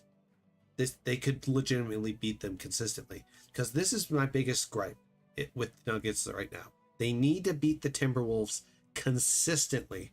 Not just once, not just twice, consistently, for me to sit there and say they're ready for another championship run. Timberwolves are their biggest kryptonite because they are built specifically to defend Jokic. That's just what they're built for. Had, it might as well have been, because after going off for a 60-point triple-double, Anthony Edwards said what was on his mind. Nikola Jokic is the best basketball player he has ever seen. Aside from himself, of course. And can you blame him after some of the performances Nikola Jokic has had against the Minnesota Timberwolves? But the reason I'm making this video isn't because of what Anthony Edwards said a few months ago. It is because you are consistently hearing from NBA players, whether they are stars, superstars, or players that have to match up against Nikola Jokic, that he is the one player above all in the NBA that everyone fears. It's not that they fear him, they just hate defending him. It's because he's so slow, but he throws off your pattern in the game with the way he plays. He can drive it, he can bump you down because he's bigger than you, and he's just consistently scoring. Now, Jokic can do everything well offensively, but I always wonder if they just get him a team where he doesn't have to stack assists and he can be a primary scorer, what he would look like. Because we can see that Jokic can score anytime he wants. If he wants to score the ball, he's going to score the ball. There's no doubt in my mind about that. And when you went to double overtime against the Timberwolves and you had 61 points, 10 assists, 10 rebounds, come on, man. You're a monster. The only series where we were kind of a little bit on the ropes was Denver. It's Jokic. I mean, the way they play, they've been there before. Even if we do everything right, they probably still have a chance. That was Isaiah Hartenstein talking about how the Nuggets were the team that put the most fear in the OKC Thunder during this year's playoffs. Lou Dort said the same, and if you go back to last year's playoffs, Jason Tatum and Derek... OKC struggled to defend Jokic because their bigs are very, very skinny guys. They don't even barely break 200 pounds. But Jokic is 6'11", 275. I mean, he's bumping them down all day. The only time they were effective against him was in the Game 7, where they tripled him anytime he was inside the rim. Anytime he was in the little box square, getting inside, and they always triple him. But, man, I'm telling you right now, everything with Jokic is just, it's pure art, what you're watching. Ooh, we smashed the goal. Thanks for the assist. Let me move my little avatar out and see what this says. I checked your video. Seems like you are new to Kick, not yet affiliated or verified. I got a proposal for you by sharing your stream to a Kick community for you to gain 1,000 active audience and earn nothing less than $1,000 while streaming. Add me on Discord if you're interested. No, thanks. I don't do any of those. I don't want to do those little pay you guys to boost me. I don't want boosts. Boosts are legitimate at building a channel, and I have learned that the hard way. That's why I'm doing this now. Boosts don't help. They don't. All they do is bring in people that aren't actually there to enjoy your content. I want people that's actually interested in what it is that I'm doing. And if it takes a few years again, then it'll take a few years again. I'll be slow about it till I get there. But back to Jokic. Jokic is quite literally my favorite player in the NBA. But his court vision is insane. His ability to see on the floor is insane. I mean, in every year, his numbers just keep going up. I mean, if 29 points, 14 rebounds, and 10 assists is his peak, like if that's his true peak, I'm curious what's he going to look like this following year with an actual team around him?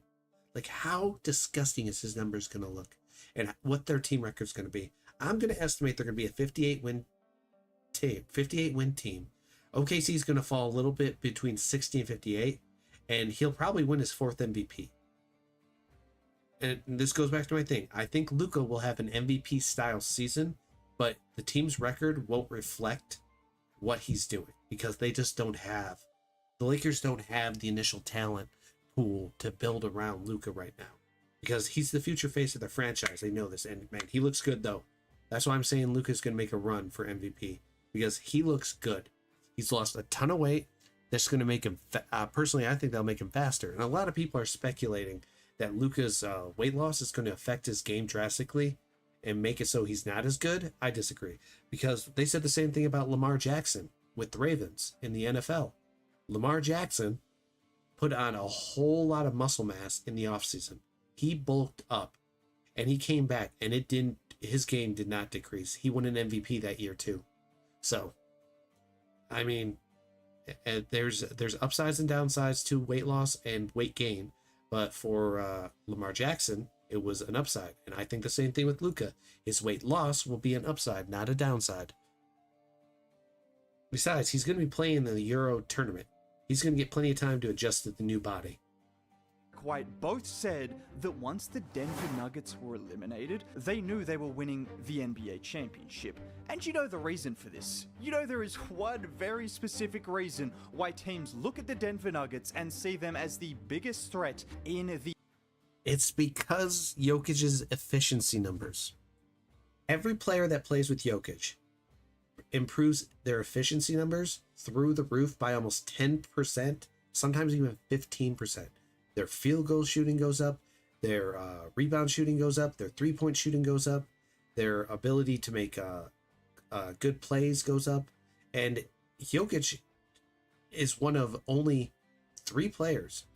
He holds the player efficiency rating. Jordan has the #1 player efficiency rating. Jokic holds 2 of the top 5 spots, I believe, at the player efficiency rating. Jokic has 2 of them. He's had 2 seasons, which were 2 of his MVP seasons, where he had the player efficiency rating. That's how crazy Jokic is. He held it twice. The NBA playoffs. It's one big 7-foot race. And we're being clear here. He's entering 30 years of age. He's entering the prime peak. Prime peak is 30, when your skill and the brain all link together, and you're going to go. You're going to go. And they got a team around him this year. I mean, I don't know what to tell you. Jokic is going to be a nightmare for teams this year, and they know it.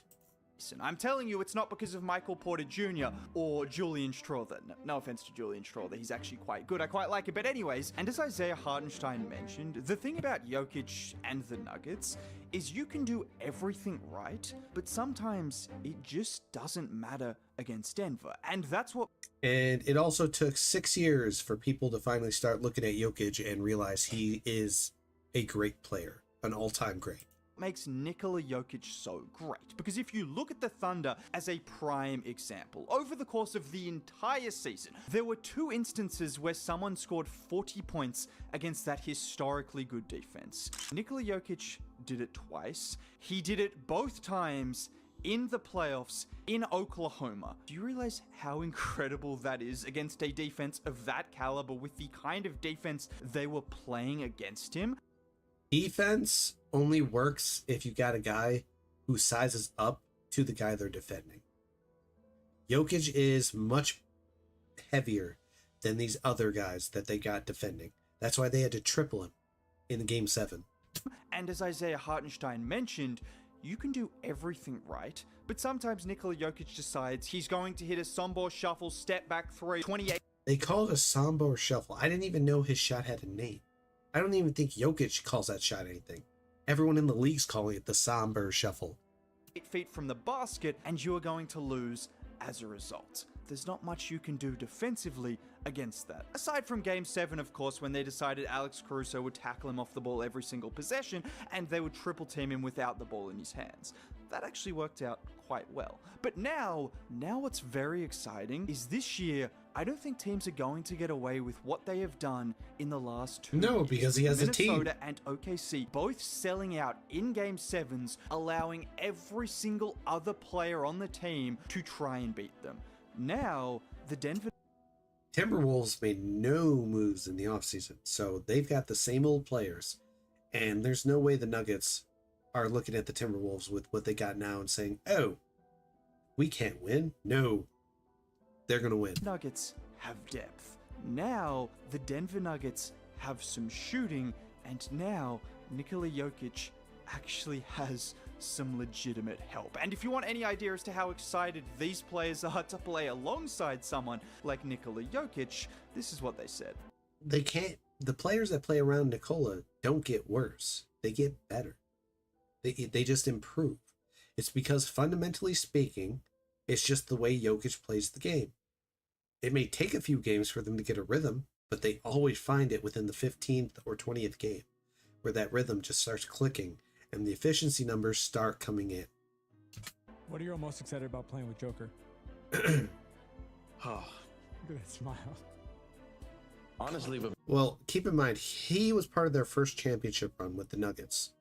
And then Cam Johnson's about to experience it head on because Jokic is going to give him some looks and he's going to get a lot of three-point shots. I'm betting. a big part of it is not having Anthem no more. I mean, you saw their face from the clip. You can't fake that level of enthusiasm. Players were having interviews like this about Larry Bird back in the day. You don't have to play against him anymore because we're playing with him. Yes, and they were smiling like this. That is a result of learning you are going to be playing alongside the best player, the best playmaker in the world. And as Cam Johnson said, it's also great to not have to play against him. But the real bonus, the real benefit for Cam Johnson will be playing alongside Nikola Jokic, because we have seen it over the last several years that when you play with Nikola Jokic and you have the IQ and the skill set to put yourself in the best positions, you will succeed. Bruce Brown earned himself $40 million off of doing that, and now he is back in Denver on a minimum contract. A good example of this is Aaron Gordon. Aaron Gordon has established himself as Jokic's go-to guy on the inside. Because Aaron Gordon took him 2 years to figure it out, but he finally figured it out. Anytime Jokic goes inside, you have to watch two things. You have to watch Jokic, and you got to watch Aaron Gordon. Because as soon as Aaron Gordon runs and drives forward, you know that ball's going in for the rim, and he's going to dunk it. To do it again, and I expect Tim Hardaway Jr. and Cam Johnson to also be elevated playing alongside. Look at that pass, man. I mean, the best example from last season has to be Russell Westbrook. Just look at these stats courtesy of Data Baller. And as you can see, his scores, his assists, and his rebounds went down. But if you look at his overall percentages, increased across the board. Efficiency stats. box score numbers might not be drastically different immediately, but when you look at the numbers, look at the difference in efficiency, and in particular, look at the difference in efficiency finishing at the rim. That is the advantage of a player like Russell Westbrook or Bruce Brown playing alongside him. The amount of free baskets you will get is unlike any other player you could hope to play alongside. Just look at the chemistry on this play. With Jokic, for normally to average a triple-double, you have to be assist hunting. You're hunting for those assists.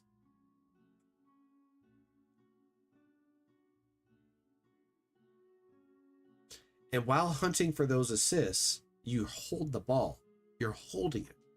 Jokic is more off the ball statistically than anybody ever in the history of the league when it comes to averaging a triple-double. The way he plays the game is so efficient. He does things that someone who averages a triple-double shouldn't be doing. Most people average triple-double either have a higher turnover rate or they're assist hunting and they got the ball in their hands more often. But Jokic doesn't. He plays off the ball a lot. Russ giving the ball up to Jokic, cutting backdoor, and it's a perfect cut and pass for the layup. You hear players talk about it, but when you play with a guy like Nikola Jokic or a guy like Russell Westbrook, you are more willing to move off the ball and cut because you know if you do that, they will find you. Or this time, Russ gives it up to Jokic. And watch here as Michael Porter Jr. brings Lauri Markkanen out of the paint, and then once the double goes to Jokic, he finds Russ cutting, and there's no shot blocker at the rim. Or later in the same game, where we see Jokic get the ball in the post again, and again they went to double, this time with Sexton helping off Russ, and instead of waiting for the pass, he attacks the space, getting to the rim for the dunk. This is what is so uniquely special about playing with Nikola Jokic as well, is when you cut in those situations, so often the shot blocker is guarding him. So not only is there going to be free space, but often there won't be someone waiting at the rim that can block shots, even if someone does help over in time. So the amount of great shots you get at the rim is unbelievable. Christian Brown, Russell Westbrook, Bruce Brown, you name it, all of these players have thrived as a result. And if his impact on the floor isn't already great enough, this is what Isaiah Hartenstein said about him as a coach. His IQ is off the charts. Even playing against him in the playoffs, it felt like he was coaching. He's like the coach on the court. I mean, he'll tell people where to go. He'll tell what kind of players what to do. And we have seen this for several years. We have seen this on several occasions. We saw it happen in the playoffs against the Golden State Warriors when he called out what was going to happen before it happened, and it happened. Or how about in the regular season, my favorite example from against the Timberwolves this year, where he said to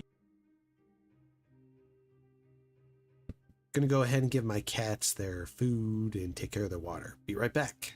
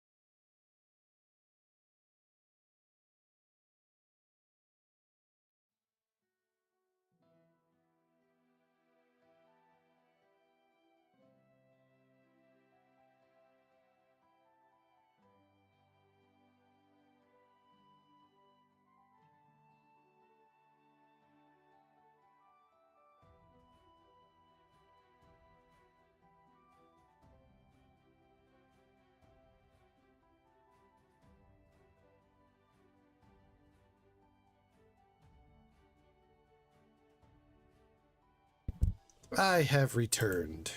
Boink.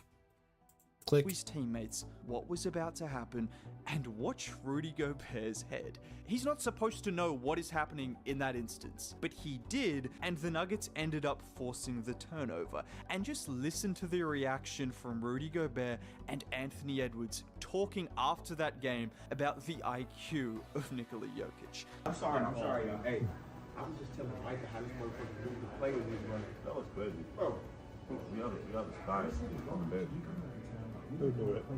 Jokic knew to play, but we didn't say anything. He knew to play better than us. These are just some of the reasons, without even looking at the stats, as to why Nikola Jokic is considered the player that you have to either avoid or beat to win an NBA championship. And don't just take it from me, the last 2 NBA champions have said the same thing, and well, the champion before that, figure out who that was. So now that Nikola Jokic has some help, I'm just excited to see how good the Denver Nuggets are going to be, and if teams can get as lucky as they did last year in avoiding him on the way to a championship. It ain't gonna be easy, that's for certain. Oh, no, no, no. All right. This is Foot Doctor Zach. He's going to talk about Nikola Jokic and his crazy footwork. I wonder if the words, "I wish I could copy Nikola Jokic's footwork," have ever been uttered. But they should be, because you don't need... Actually, there is a short that blew up and went viral that involved some NBA players talking about Jokic. And they said, get rid of my athleticism and give me what he's got. I'll take that every day. need to be 7 foot to benefit from learning how one of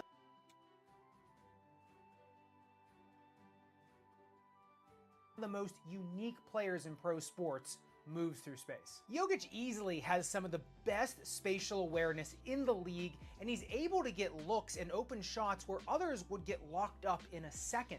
People don't think of Jokic as a Kyrie type player, but like I just said, he does get open looks in the NBA, and that doesn't just happen by accident. There's plenty of tall, bulky dudes out there that can shoot that aren't in the league, so he's doing something different that allows him to get shots off versus all the other armchair point guards out there. And that something is his unique footwork that gives him the time to use his superhuman touch and vision. Without that base underneath of him, the rest of it all falls apart. Now, Nikola Jokic seems to break the rules of traditional pro basketball biomechanics. The lateral swaying, upper body compensation, zero explosion, but he gets... That's because he forces them to play at his pace. So he controls the pace, and that's what gives him a huge edge. Better results than players who appear more adept at basketball-specific footwork.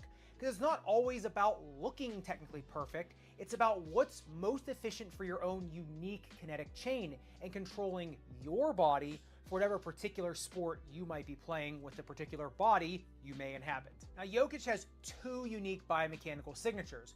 One when he is running the court, and the other one when he is matching up. And each is just as fascinating as the other, and even though a lot of what makes Jokic is his inherent talent, there are some ways to learn some of his skills and incorporate them into your game. 7 foot tall, or like me, maybe a little less. All right, so let's just start with his regular jogging, up and down gait. Jokic's gait is deliberate and energy conserving and uses his full kinetic chain to absorb shock and protect joints. And it often looks like the drunken master style of martial arts, which is like a swaying off balance type behavior that mimics someone who's in top. He's actually right about that. There's a famous play that Jokic did where he was moving so slow. He took 1 step, he dribbled 1 step, 2 step, and then drove the ball up. And he did it so slow, he threw off the players that were trying to react fast with his movement. That's what he does. Intoxicated, while masking a highly controlled strategic and deceptive fighting style. And the Jokic, full sprint has become like almost a meme at this point. Whether it be sprinting in the back of an arena, racing a bullet train, when he's hauling, it looks a bit wobbly. You don't want that mass of a human full speed running into you. but what you are seeing is him disproportionately using his upper body to create forward motion. Because you'll notice he doesn't have a lot of vertical oscillation in his legs, and you actually see this in people with certain muscle weaknesses, back pain, neurological issues, because they're either trying to offload a painful area or splint a weaker muscle group. Jokic not exploding from his ankles and his legs is actually going to benefit him more long-term in his career. It'll allow him to play even longer. Or mask a neurological issue, but in Jokic's case, he uses this to reduce cumulative stress on a larger frame over a long season. So what's happening here is his trunk and upper body are not only pumping, but also rotating more than others to create forward momentum. So no, it's not the fastest way from point A to point B, but if it keeps your knees and ankles less painful throughout a season, who cares? He's not trying to race anyone anyway. It's more important for him to be available for the playoffs. This is also why you don't. For a man the Nuggets want to keep healthy for playoffs, he plays 40 plus minutes a night over the last 3 years. 40 plus. Even some starters who are the all-stars on their team don't play those kinds of minutes every game. But that's just how much the Nuggets needed him, because they don't have the bench. So Jokic had to be on the floor constantly. But Jokic has got an Iron Man-like body. He's just able to do it. But now he can finally rest and be more pumped. So it's going to be great to see now that he's got a backup center too. Don't see him dunking hardly ever. The juice just isn't worth the squeeze.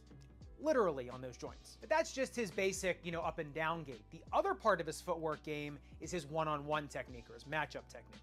Now, first and foremost, Nikola Jokic has world-class proprioception. His brain knows where his feet are on court much better than most other players, even the elite movers. You see there how he just sped up and drove it home, and then other times he'll just move slow and throw him off? That's just how he plays.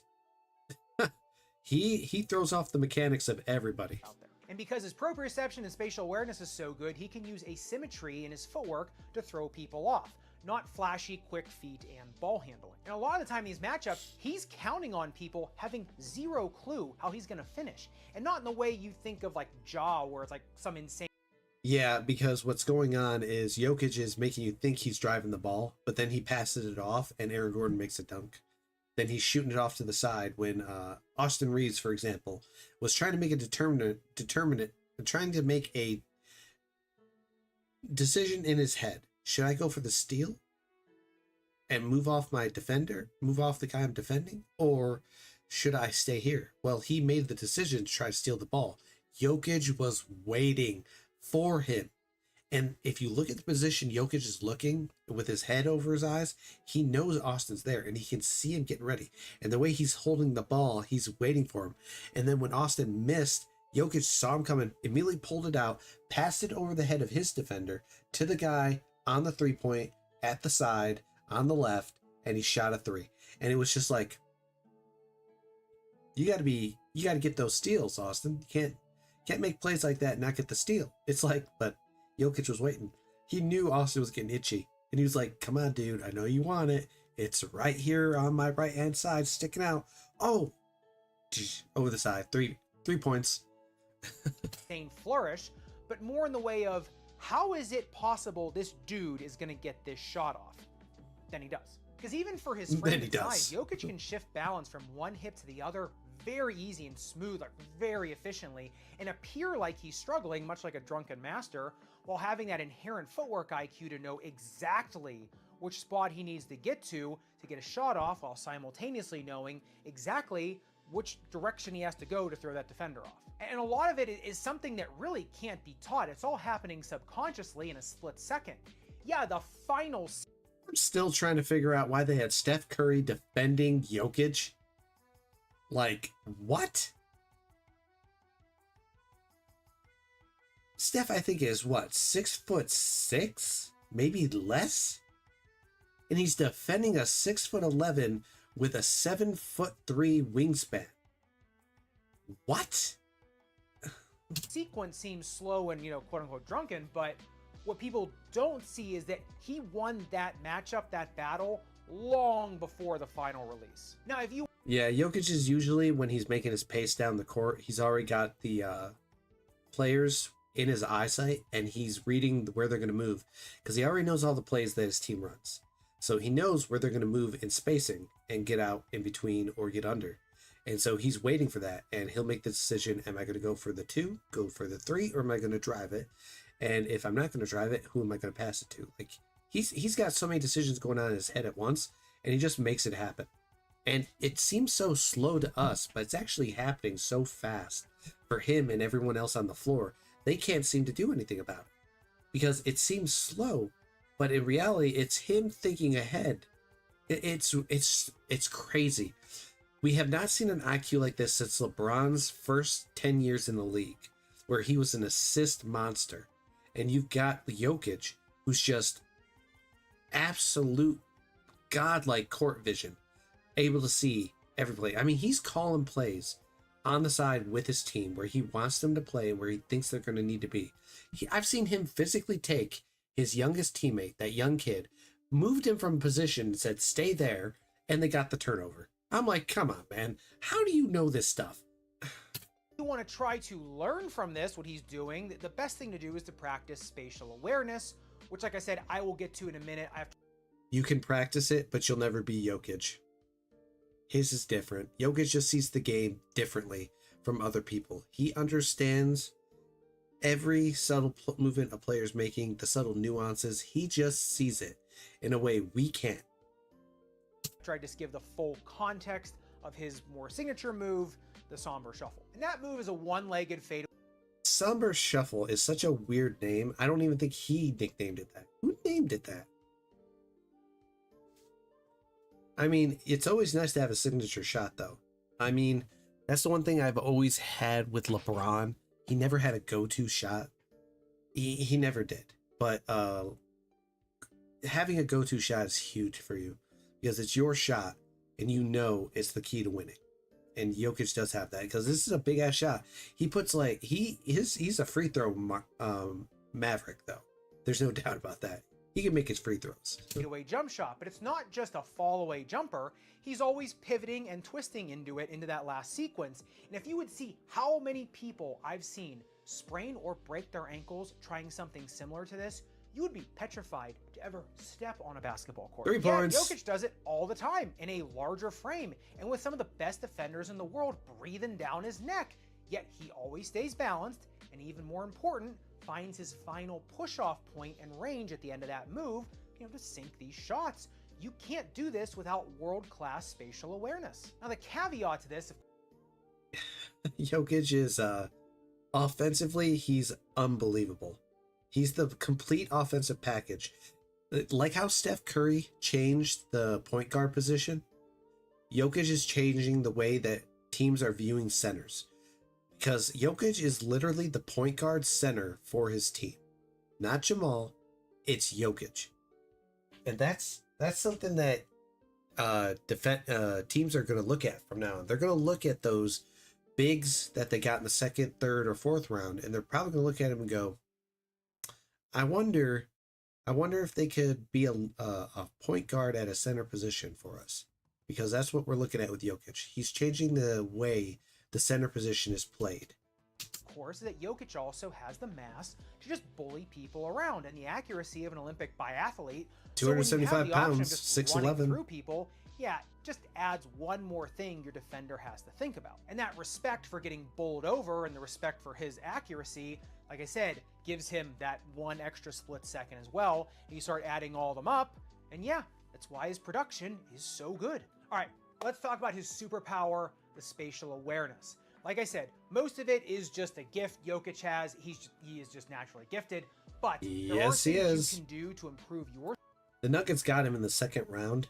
They never expected this. I don't think they ever expected a second round pick to be this good. And yeah, their investment paid off. It did. They had to pick between 2 players at that point, and they stuck with Jokic, and it paid off. It paid off big time. 3-time MVP, multiple All-Stars, multiple first-team All-NBA, second-team All-NBA, as well as a top 3 in most categories every single year, always top 2 in MVP voting the last 6 years. and freaking finals champion, finals MVP, and finals champion. I mean, come on, Jokic has got it going. Or spatial awareness and proprioception. Some might seem a little crazy, a little weird, but all these have been tested and proven to work. Of course it's weird. He's doing things no other NBA player has done with the offensive side of the ball like this. It's just, he's like a cheat code. It ain't fair. Number 1, dribbling while solving math problems. Number 2 is navigating cones while spelling random words. You need a partner to call them out. Number 3 is playing catch while spelling backwards. Number 4 is doing yoga without mirrors or an instructor directly in front of you. Number 5, one of my favorite, is balance or BAPS boards. And number 6, which is probably the most effective, is martial arts. So if you do have a larger frame and want to get more effective footwork, or you just want to take some of the lessons from Nikola Jokic, those are great ways to implement some of his game into yours. And speaking of unique but very effective footwork, if you want to see a devil's advocate for Luka Doncic's heavier frame and how it can actually help him, yes, I'm aware of the benefits of weight loss, but with all pros comes some cons, and this one is pretty neat to look at. So make sure you check out this video right here if you want to take a deep dive into his super unique and fascinating footwork. I'll see you in that video. Yeah, we're going to watch that next, and that's a video that I disagree with this guy on because I only see benefits to weight loss for most people. And I don't think it's going to affect Luka's game that much. Just like it didn't affect Lamar Jackson's game when he went from scrawny to built bully. It appears Luka Doncic has dropped some serious weight already. Yeah, he's dropped a lot of weight and he looks good. That's why I said I think he's going to have an MVP level season stat-wise. I don't think his team's going to have the record, but I think he's going to have the stats. It's going to be hard for people to go, Luka. I think Luka could win a scoring title coming up this following year.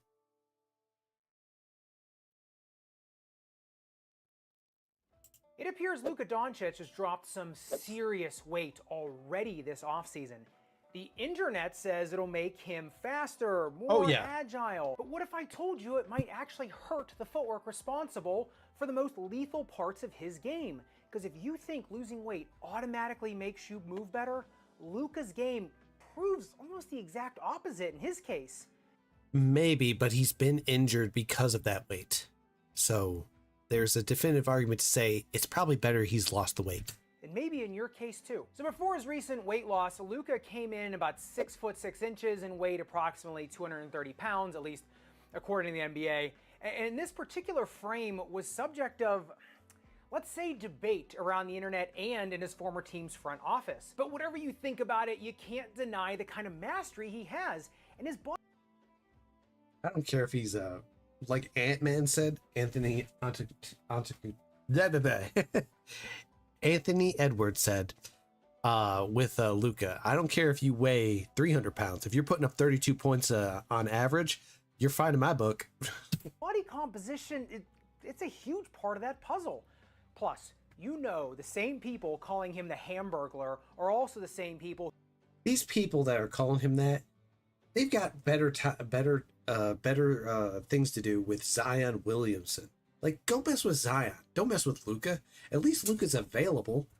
Who throw their backs out sneezing. So there's also that. Listen, no one has ever accused Luka of being a speed demon. He really has just mastered the art of using his body mass to control and dominate space, absorb contact, and key in this, maintain balance, because none of this stuff he does matters if he's off axis when he shoots and the ball bricks off the rim. His size allowed him to bully defenders, like creating separation, not through quickness, but through what I call, let's say, strategic. He may have lost some body fat, but in terms of muscle, you can make that up and still have the same weight. Like, if it's a 15-pound difference, I don't think it'll be that drastic. I think the muscle mass can help. Physicality. The best example of the benefits of his particular body composition is his signature move, the step-back jumper. That move requires a sudden deceleration and a controlled backwards motion right afterwards. Luka's... This is another thing I always say. This is something I hold against LeBron until the end of his career. He has no go-to signature shot. But Luka has that. Giannis has that. Jokic has that. Kareem Abdul-Jabbar. had that. Michael Jordan had that. Kobe had that. Like, LeBron's a top 3 player of all time, but in no way, shape, or form does he have a go-to shot. I feel like his game could have been even better if he just had a go-to shot. Mass and where that mass is concentrated provided the necessary inertia to execute this move with real pinpoint accuracy, allowing him to create that space while also, like I keep saying, maintaining his balance. Because biomechanically, his center of mass is located more anterior and superior, or higher and forward, due to his upper body weight. This body composition allowed him to create and absorb contact, like I said, like a broken record, while also maintaining balance. And moreover, his ability to anchor himself, and by planting his lead foot firmly into the ground and using his body weight to resist defensive pressure, was a direct result of that frame, that physique. All right, I'm sure a lot of you will recognize this. This is the grip test ramp where I put shoes on it to test static grip. And when I test them, I put them on here and tilt it until the shoe breaks traction. This one's a particularly good one, but this will test what we call static grip. Now this can standardize the grip for any shoe, any weight, because when you incline these on an inclined plane, the force of gravity and the force of friction cancel each other out. What you're left with is then just the static grip of the rubber. Now that's on an inclined plane. But the key difference to when this floor is laying horizontal, right, like in a real game, is that when this floor is horizontal, how normal people use their basketball flooring, a concept called ground reactive forces comes into play. This is where we get what the dynamic grip of a shoe is, right? That's why I talk about static versus dynamic grip. But those ground reactive forces are now coming into play, which means my cat's been sneezing a lot. force you exert on the I ground, dusted like crazy and cleaned up all the dust, but I just don't know what's making them sneeze. Back at you. I wonder if So it's think about because it. we're When getting Luka into goes to the that plant, throws all that force winter, into the ground, and fall. giving him a crazy strong grip now, an anchor point. Think of it like a bowling ball on a lane versus a soccer ball. Which one is easier? Yeah, that's a good backside step. Like the way he just he creates about 2 feet of spacing when he does that back shot. To manipulate or knock off course. Then when he goes to step back, those ground reactive forces give him fantastic energy return, plus his high forward center of mass almost acts like a ballast when rocking backwards. That provides him almost like a near perfect balance point for a step back jumper, or just even a jumper after hitting the brakes and the defender is now still going downhill. In essence, I really don't think Luka's previous weight was a hindrance. It was a tool he utilized to dominate the court. His physicality allowed him to control the game's tempo and almost act like Doctor Strange, where he can kind of warp the physical space around him in a way where really only he had the advantage. So here's where things get interesting with the weight loss aspect of it. When Luka loses that trunk mass, especially around like the chest and abdomen, his center of mass is now going to shift posterior or backward and inferior or lower. Not a ton, but enough to matter. Now right off the bat, this sounds like a good thing, right? You better balance because the center of mass drops lower to the floor, almost like a toddler. More agility, less fatigue, right? You know, a little more stamina. And sure, if you're standing still or, you know, not playing basketball against some of the biggest people in the world, yeah, that's probably true. But here's the twist. In motion, that lower, more posterior center of mass. He's right, but I disagree with him because the one thing you can respect about European players and their ability to play in this league this time is because they know the fundamentals. They're not overly athletic, crazy people. They're just fundamentally sound. Luka is going to be playing in the Eurobasket tournament for this year for his country. So he's going to have a whole 2 months between August and September to get that body to work with what he wants it to do. And he's going to figure it out. So what he's talking about is affecting his body and his ability to shoot. I don't think it'll be a problem. I think he's going to figure it out. Actually changes how you... Plus that step back he's going to do, I bet it'll be even quicker. I bet it's going to be freaking fast with his weight loss. He's going to do a quick step back that's so fast, defenders are going to be so thrown off, they won't be able to stop it. You move. Luka might now decelerate faster, which sounds great, but faster isn't always better. Because if you can't control that deceleration, you don't plant, you actually start to drift. And in Luka's case, that drift could be the difference between a really smooth, controlled step back, a lot of anchoring, and an off-balance fade with no legs under it. Because like I just said, when he had more mass up top, his center of mass acted like a ballast. When he planted, the top half of his body resisted that backward motion.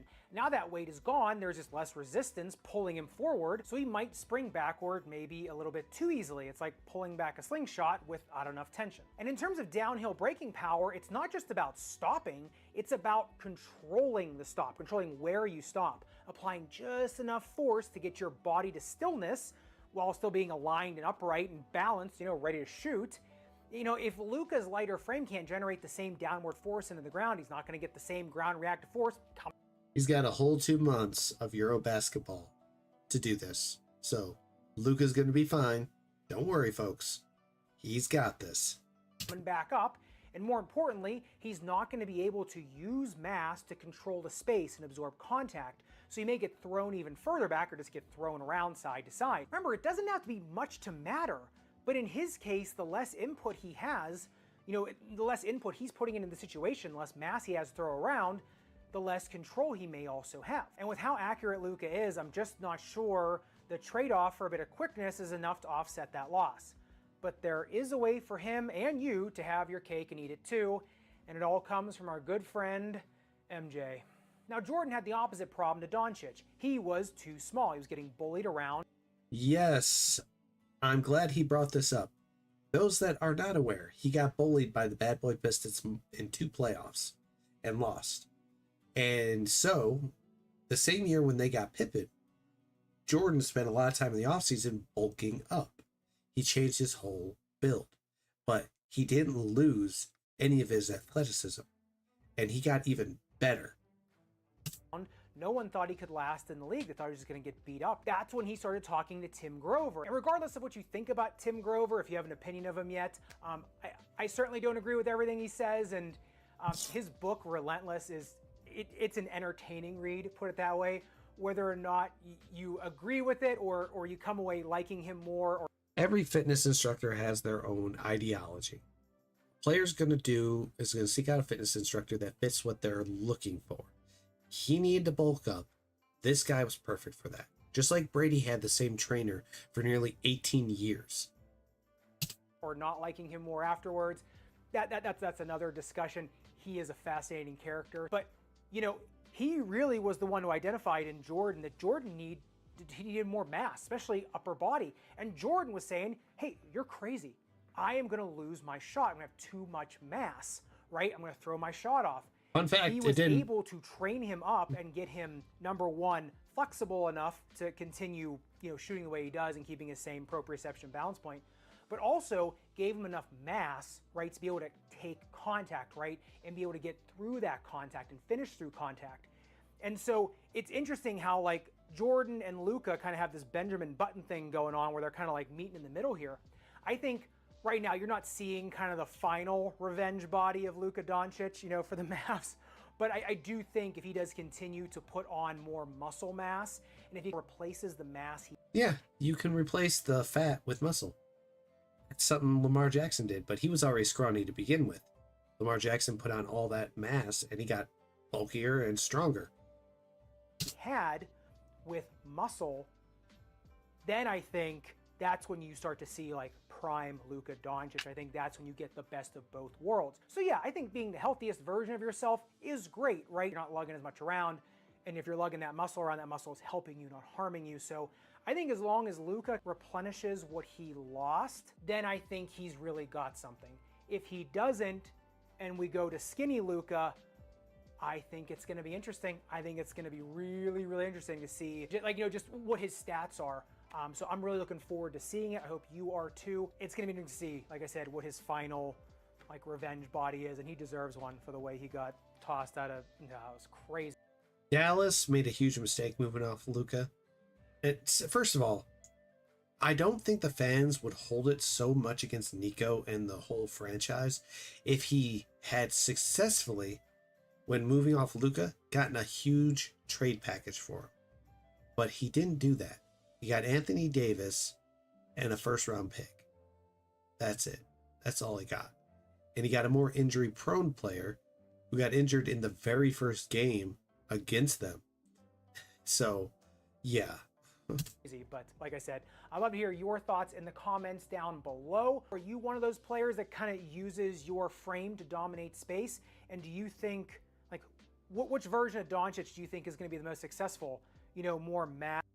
I think Luka will be more better this year than he was the previous year, but I believe the following year he'll focus on adding more muscle and protein, and he'll get even better.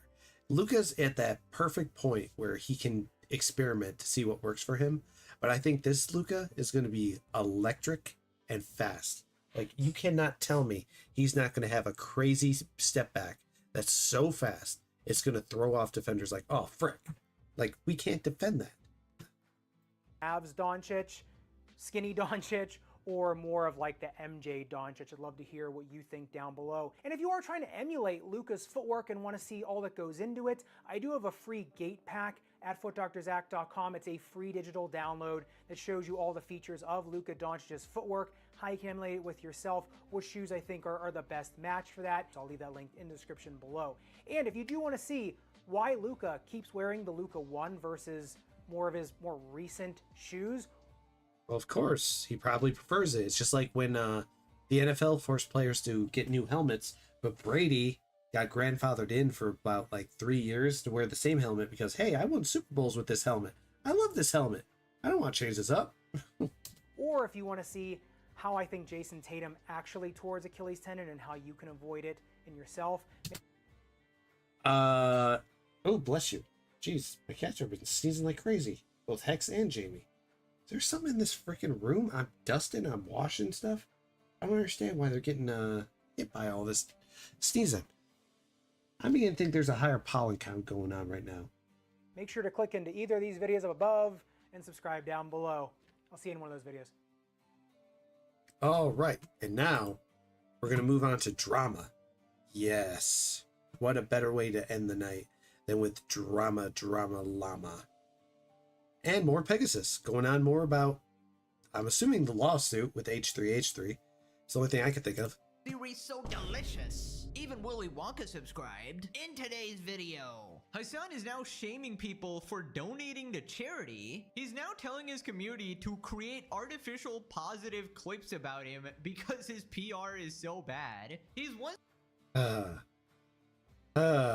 Hassan.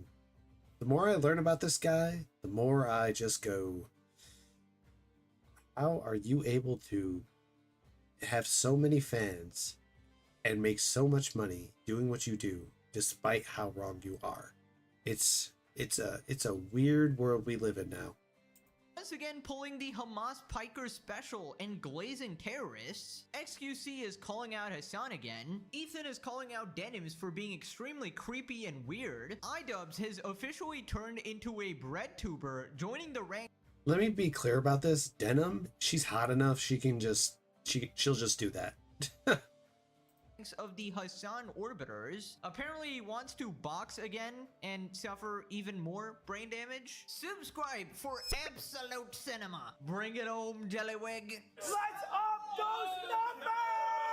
Now let's begin with Hassan calling out Mudahar for only donating $200,000 to charity. Hassan dono shames Mudahar for giving away $200K during COVID. 200 grand is tiny. Like during COVID, I probably gave away $200,000 of charity, and it was like out of my personal account. So I don't write any of this off for taxes because I don't believe in writing off charity for taxes. I think it's a pretty shitty thing to do. Writing off charitable donations is a shitty thing to do.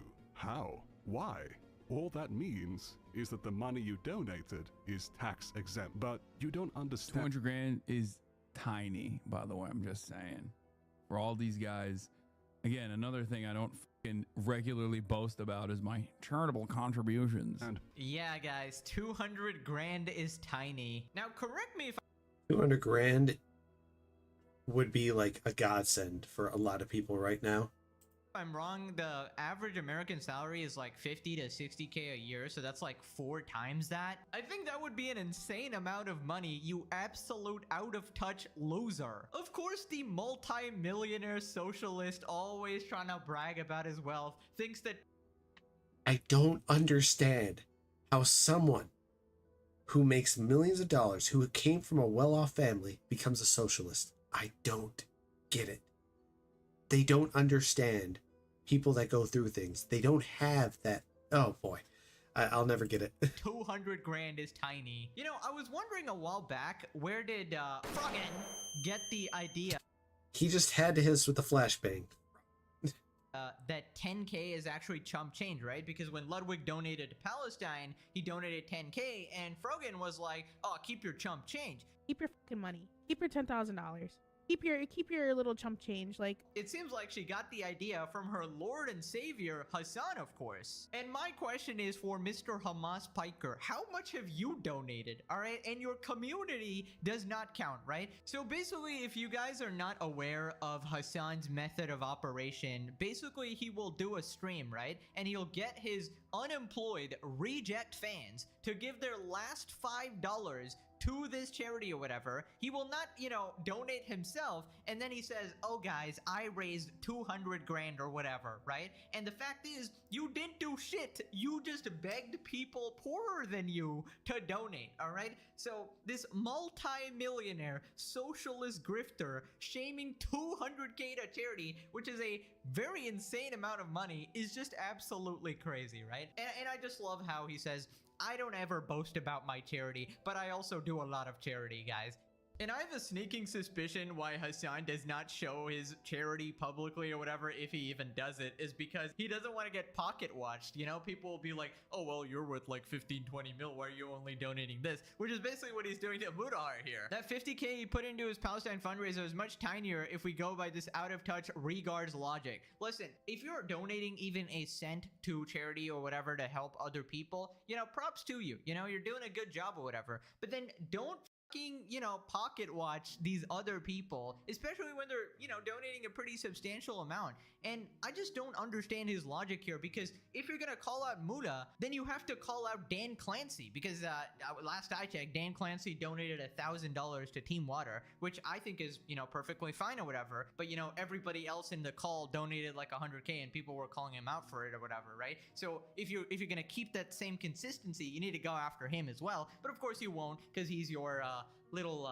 Diddy party enjoyer, of course. 200K. How much money has Hassan Piker donated of his own money? Has donated at least 70,000 of his own money. Holy frick, I'm sorry, Hassan is a minimum 15 million sitting in a bank account. His audience donates for him, and he takes the credit while donating minute amounts of money. He's such a roach. Yeah, Hassan donates for the tax write-off, which again isn't very leftist of him, trying not to pay as much in taxes. If Hassan had any conviction to stand by what he says that Ethan's wife should have refused to join the IDF and just gone to jail, right? So Hassan should refuse to pay taxes, which is funding, you know, Israel, and yeah, don't just believe go to that's jail true. because, you know, fight for what you believe in. His right? wife was But never part of the IDF. Because he's a fucking fraud. Of course, that's small to him. It's how much he spends on ugly clothes and tacky trinkets per week, dude. Honestly, like, Hassan is spending so much money on his, like, fucking mansion, his supercars and shit like that. So it's like, I don't know. It's just not very socialist of you. Keep in mind, this guy also claims to live on a basic necessity budget. I mean, by that logic, you need to donate 99% of your incomes because you can live off of 1%. Anyways, moving on to Hassan begging his community to create positive clips about him, because I assume he's been seeing so many negative clips going viral and he's really concerned about his PR. Hassan talks about improving his PR and his responsibility to the kids watching him. You can't be serious, bro. You know, you're teaching them a lot. You're teaching them to grow up and become terrorist supporters. I'm curious if he's following the new acts that are in place for kids, because YouTube has it and they enforce it like crazy. Well, no, they don't enforce it like crazy. I take that back. YouTube has it, Twitch has it, and I'm just a little bit like, neither one of those platforms enforces their TOS equally among everyone. So it's possible kids shouldn't even be watching his stream, like, at all. Orders, you know, or, you know, if since you glaze them so much, maybe actual terrorists. It's a reminder when I see like a lot of young people watching me. It's another reminder that, like, I mean, I take what I do very seriously in terms of like giving a alternative perspective to people that they never really frequent, they never really see. So it's a lot better that they get their news from me than, you know, than get into like the brain rot content, I think. So That's something I got to work on as well. We don't have to- You know, something I got to actively push back against, like with all the Clippers. I still don't know how. I still haven't been able to figure out. I guess like with overwhelming force, we just need to do positive clip PR to just like counterbalance all of the negative clip PR that comes from like numerous communities that I've gotten, numerous communities that I've like beefed with. You got to do more collab stuff, I fear, like streamer games. Yeah, I do have to do more collab stuff for sure. Right, so Streamer Games is Ludwig's event, by the way. And listen up, Jellywig, I know you're watching. If you win, Why does he call him Jellywig? We're gonna have some problems, all right? You got a rare W after Just because he calling was out wearing Ida. that hat? Let us keep it that way, okay? Ludwig is slowly gaining favor back into the community, all right? You don't want to slip back to rock bottom. If I see those two in the same room, I swear to God, I'm gonna crash out. Do not let this leak. I'm gonna crash out. Try to ingrain himself in more communities. Also, what he means by providing people an alternate perspective is the perspective of supporting terrorists. All right, it's a very alternate perspective, guys. It's like when the entirety of civilization and society is like, well, PDF files are bad, and then Hassan, the absolute revolutionary, the underdog hero, goes, actually, guys, I do support PDF files. Like, thanks, bro. Thanks for your very. Oh no, you unique don't. I know what you're aiming for. You're trying to grab that plastic. He's like some sort of big brain over here. Like, I'm giving the opinion that nobody else has got. Yeah, because it. The day Patrick Starr becomes super smart is the day the world flips upside down. It's a fucking stupid opinion. He also talks about how they're watching like brain rot content. I don't know who he's referring to. I guess slop tubers again. Like, if you're watching Hassan, I'm pretty sure you're getting a little more brain rotted than any of my videos, okay? At least there's a little bit of logic here. And how pathetic it is that even as the biggest leftist streamer, you have to manufacture artificial like PR. He's saying to create overwhelmingly, you know, fucking positive clips of PR. How about you just stop saying dumb shit so you can't get clipped and ruin your reputation? Like, I got like 20 clips each video, dog, and it's been like 100 episodes. Just before this, you were That's a lot of slap too. for donating 200k, dog, and this isn't like 100 millionaire. For Muda, even 200k, I imagine, is still a decent chunk of money. I'm a positive person. 10 toes down. 9/11 was deserved. Regard. He's so desperate for respect yet doesn't do any of the work for it. He has to deal with an audience of literal regarded children who don't know anything because it's the only group he can convince he's in a hip. There was some videos going around about some weird leftist people.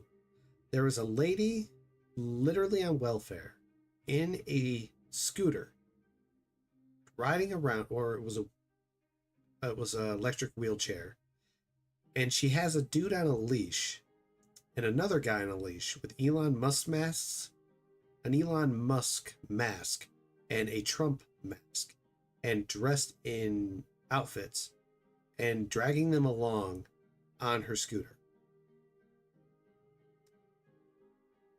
These are the people that cater to Hassan. And here's the worst one I ever saw.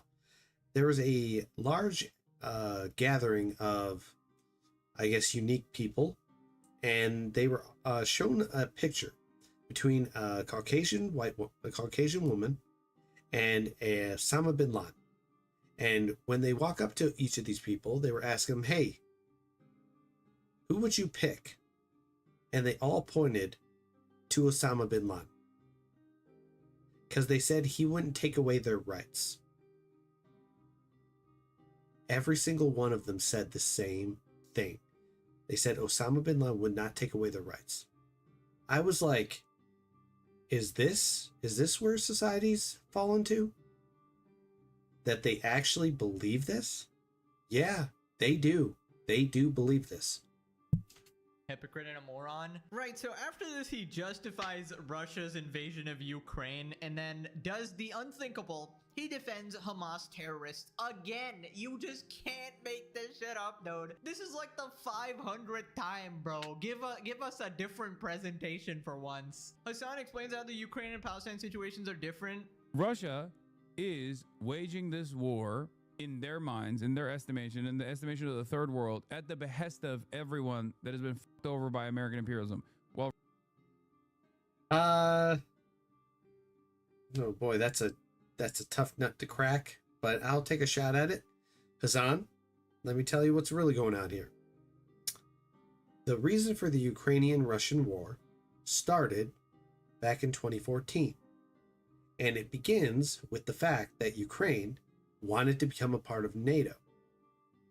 Russia did not like this. They did not want Ukraine as a part of NATO. And Russia, being Russia, wanted to win. Putin, being Putin, lacked common sense that this isn't World War II anymore. We're in modern warfare, where it's all about stealth and logistics. And he went back to World War II tactics, similar to the Soviet Union, with meat shields and throw as much heavy armament as you can at it, which did not work. His 3-day special operation has now become a nearly 4-year operation. 3 days equals 4 years. And to be very clear about this, the situation going on between Ukraine and Russia is multifaceted, and it's much deeper than just simply Western imperialism breaking through and with Ukraine.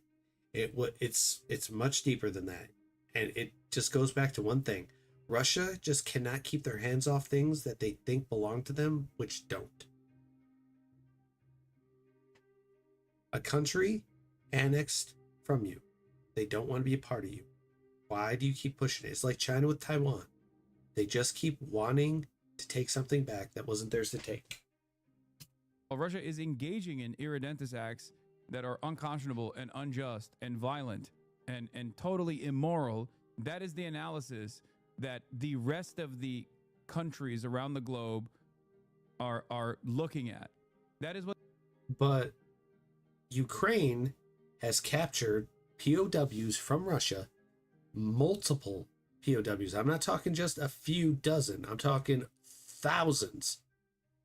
And they've surrendered or given up, gotten taken in by Ukraine, been treated well, not tortured, not killed. But Russia, every time they capture Ukrainians, they either shoot them or behead them. They've been doing this.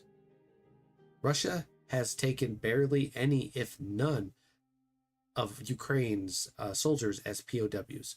They've been executing them on site. Because that's how bad this war is going for Putin and how angry the Russians are. But their anger is directed in the wrong place. It needs to be redirected at Moscow. What they're looking at. They're looking at Ukraine as an extension of the West, and they're looking at, you sound like Israel asking Hamas why they won't just agree to a ceasefire. What do you mean? Hamas has put forward a fucking million ceasefire proposals. Israel's the one who fucked them. No, your analysis is fucking busted here. This is, of course, also completely, you have to be completely oblivious to the fucking conditions on the ground, and not only the conditions on the ground, but Hamas has not put forward ceasefires because the U.S. has constantly and consistently stepped back and said no more, and then Hamas goes, we fire at your boats. I mean, they even tried to cut an internet cable, which actually wouldn't have affected us at all. It would have affected them. So their intelligence was very low. but also who America is funding in this situation. Yes, how could I be so stupid, guys? The terrorists are the good guys, of course. They're the ones trying to negotiate properly. I Hamas biker, believe everything the terrorists say 100% of the time. I've never seen a criminal piece of shit lie ever in my entire life, actually. I automatically believe everything, and they have the best of intentions, obviously. Fucking idiot, dude. Why can't you be normal and criticize Israel without glazing Hamas? Is that so hard for you? Is that like whole? Yeah, Israel's attacks on Gaza are a little, not a little, they've been way too heavy-handed. Because if they can precision strike in Iran and do what they did multiple times, even with Hamas as well, there's no reason why they couldn't have done that with Gaza. But everyone's talking about they're fighting insurgents. I'm like, I get that. They don't have the intel to where these guys are located because they're hiding underneath the places where the civilians live. But part of the Gaza situation is the ones that were running the Gaza Strip were taking the money that they were given and supplies and just supplying it towards terrorist acts. They don't even have functioning water out there or taking care of their citizens. It's always like this with these Middle Eastern groups over and over and over. It's always the West's fault. It's never us. It's always the West. West, West, West, West, West. Okay. Say we pull out. Say there's no more Western influence in the Middle East and we just all stick to our own countries for about 20 years. I will guarantee you the Middle East will still be at war with itself. They just will. They cannot help themselves because their ideologies are so based in religion that they will just keep trying to kill themselves and killing each other. It's just what they do over and over and over. Tribal warfare, ideologies, they don't care. If you differ from a different tribe, that tribe's an enemy, must kill tribe. It's endlessly over and over with the Middle East. I've been seeing it since the 90s. Always on the news about the Middle East, about Israel, about Pakistan, about Iran, about Iraq, about freaking Saudi Arabia. Over and over about everybody killing each other over stupid religion. Man. Holy shit, man. You're like SpongeBob in that episode trying to gasp for like water, and you're like, I need it. I need to glaze the terrorists. Bro is choking on that terrorist lung, bro. It is so deep. So deep. This is coming from the same bald idiot who said Russia wouldn't invade Ukraine. Anyways, Asman responded, he calls out Hamas. Asking Hamas why they won't just agree to a ceasefire. What do you mean? Hamas has put forward a fucking million ceasefire proposals. Israel's the one who them. And not only the conditions of ground, but also defending Hamas. Yeah, Hamas are terrorist murderers that kill their own people.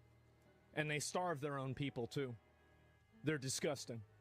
Yeah, I mean, the world is, as soon as Hamas is removed, the world will become a better place. Do you know who else agrees with me on this? Saudi Arabia. They're terrorist, religious, extremist, fanatic, psycho murderers. Terrorists do that? Yeah. You can't look at what they're doing or saying. Yeah, it's insane. Still haven't released the hostages? Yeah, exactly. Dude, I just don't know how Hassan really sits there defending the most horrific people on planet Earth, right? Let me verify something.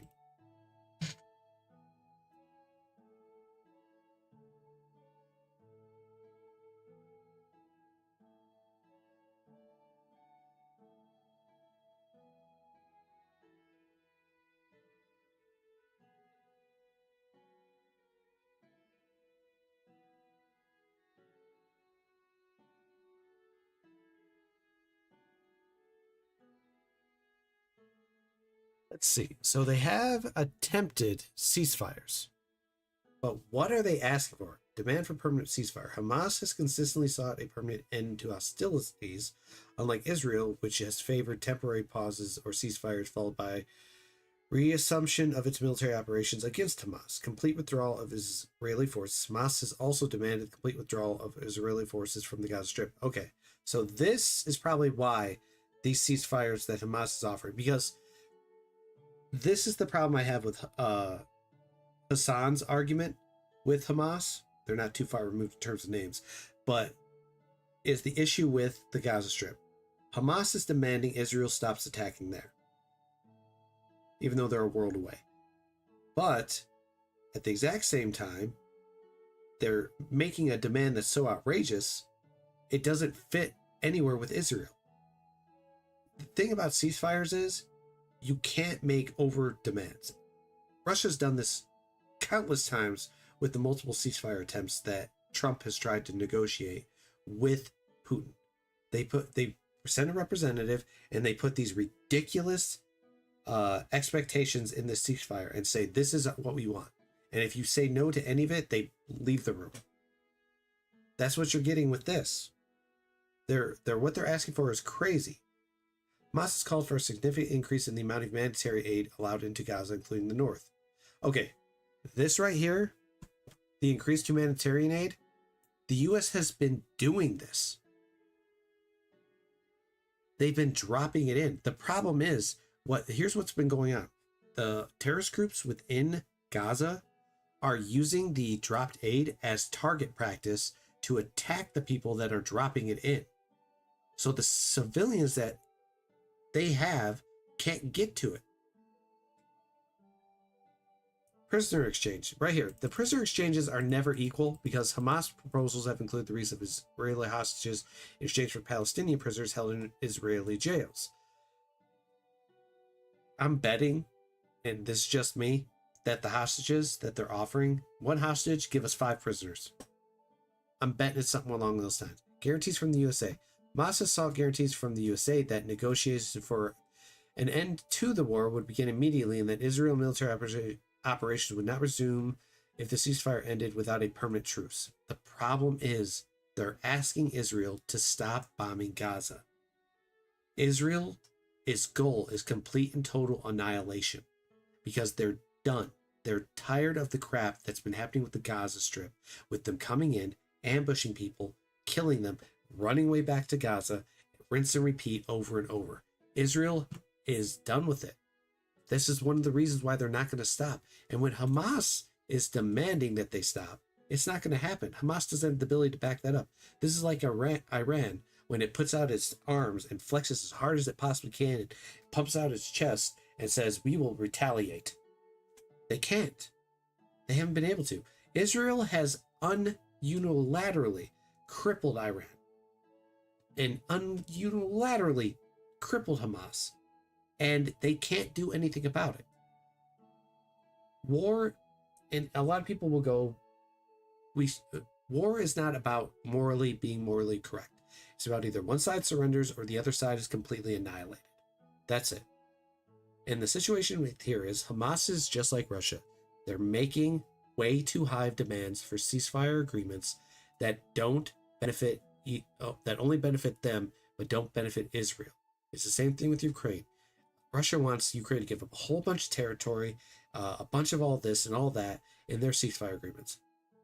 These don't work. When they make outrageous demands, it's just not going to happen. And Israel's not going to quit because they're winning. They're winning. Iran can't stop them. Hamas and the Houthis are not going to stop them. So what are they expecting? So Hassan is right.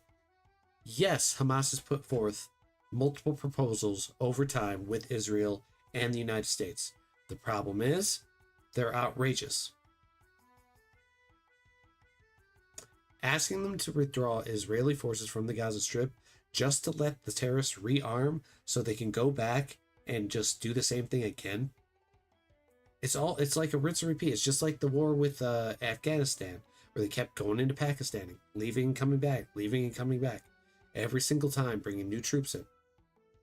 These situations are not going to be resolved through any more discussion, no more peace agreements, nothing. At some point, we just have to wipe out the other side and let the other side prosper, because we're just reaching this point where the Middle East is just pure chaos.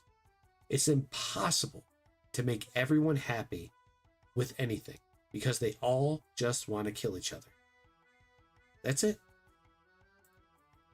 Right? These are like unanimously agreed by the entirety of humanity that they are absolute degenerate freaks, except Hassan. Hassan is the one intellectual. He's apparently just 1,000 years ahead of all of us, right? He's the forgotten mad scientist of this generation, right? Honestly, Hassan, I think you should take a flight to Gaza. They just walk in, you know, Hamas is gonna welcome you with open arms. They might even appoint you as their leader at this point. The propaganda is just crazy. According to Hassan here, Hamas, the literal death cult, wants peace, guys. They're the reasonable ones here. Please, just listen to them. Yes. The expert political opinion and genius analysis by one Hamas piker again.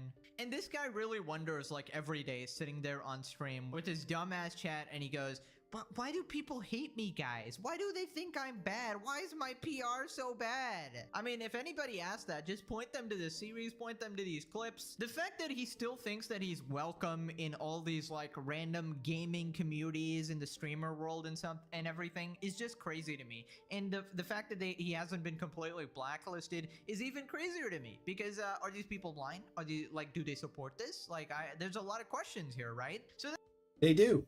They do support this. I've already presented proof of this when I've seen actual videos on YouTube Shorts with people in a group of LGBTQ plus whatever community literally being asked Caucasian female or Osama bin Laden. And they all picked Osama bin Laden. Whether it was out of just being sarcastic, they all did it. And they all said the exact same thing. He won't take away our rights. This is how delusional these people are. They don't know. then Asmund talks about Hassan's logic, right? Whenever evaluating any situation, it's basically whatever is anti-American, whatever it like makes America suffer the most, whatever is the opposite side of America, he will support. I think that Hassan looks at pretty much every geopolitical conflict as in, I think he looks at it through the lens of, I think he looks at it through the lens that USA bad. They do all wrong. They do it all. They're the reason why it's happening. But they're not. The Middle East has been at war before the United States even came into existence. The United States is 200 plus years old and in no way, shape, or form existed before the Middle East did. As a legitimate government and country. And they're telling us we're the cause of the Middle East's problems? Are you kidding?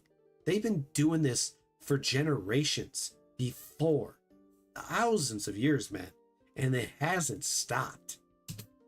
Is this the side with or against Western American interests? And he generally chooses the opposite side. I think that's like he has a reactionary opinion on pretty much every geopolitical issue, it seems. Right? Every single time that there is like a foreign country that has some sort of regressive or reductive worldview, or a foreign country that's doing something problematic, somehow it's always the United States' fault. And so that's really, and again, if you guys don't believe me, just wait for the next one to happen and you'll probably see this be proven true. Yeah, basically anything, whatever is against the United States. Yeah, I mean, it seems I'm going to bust out something I don't do very often. Let's do this.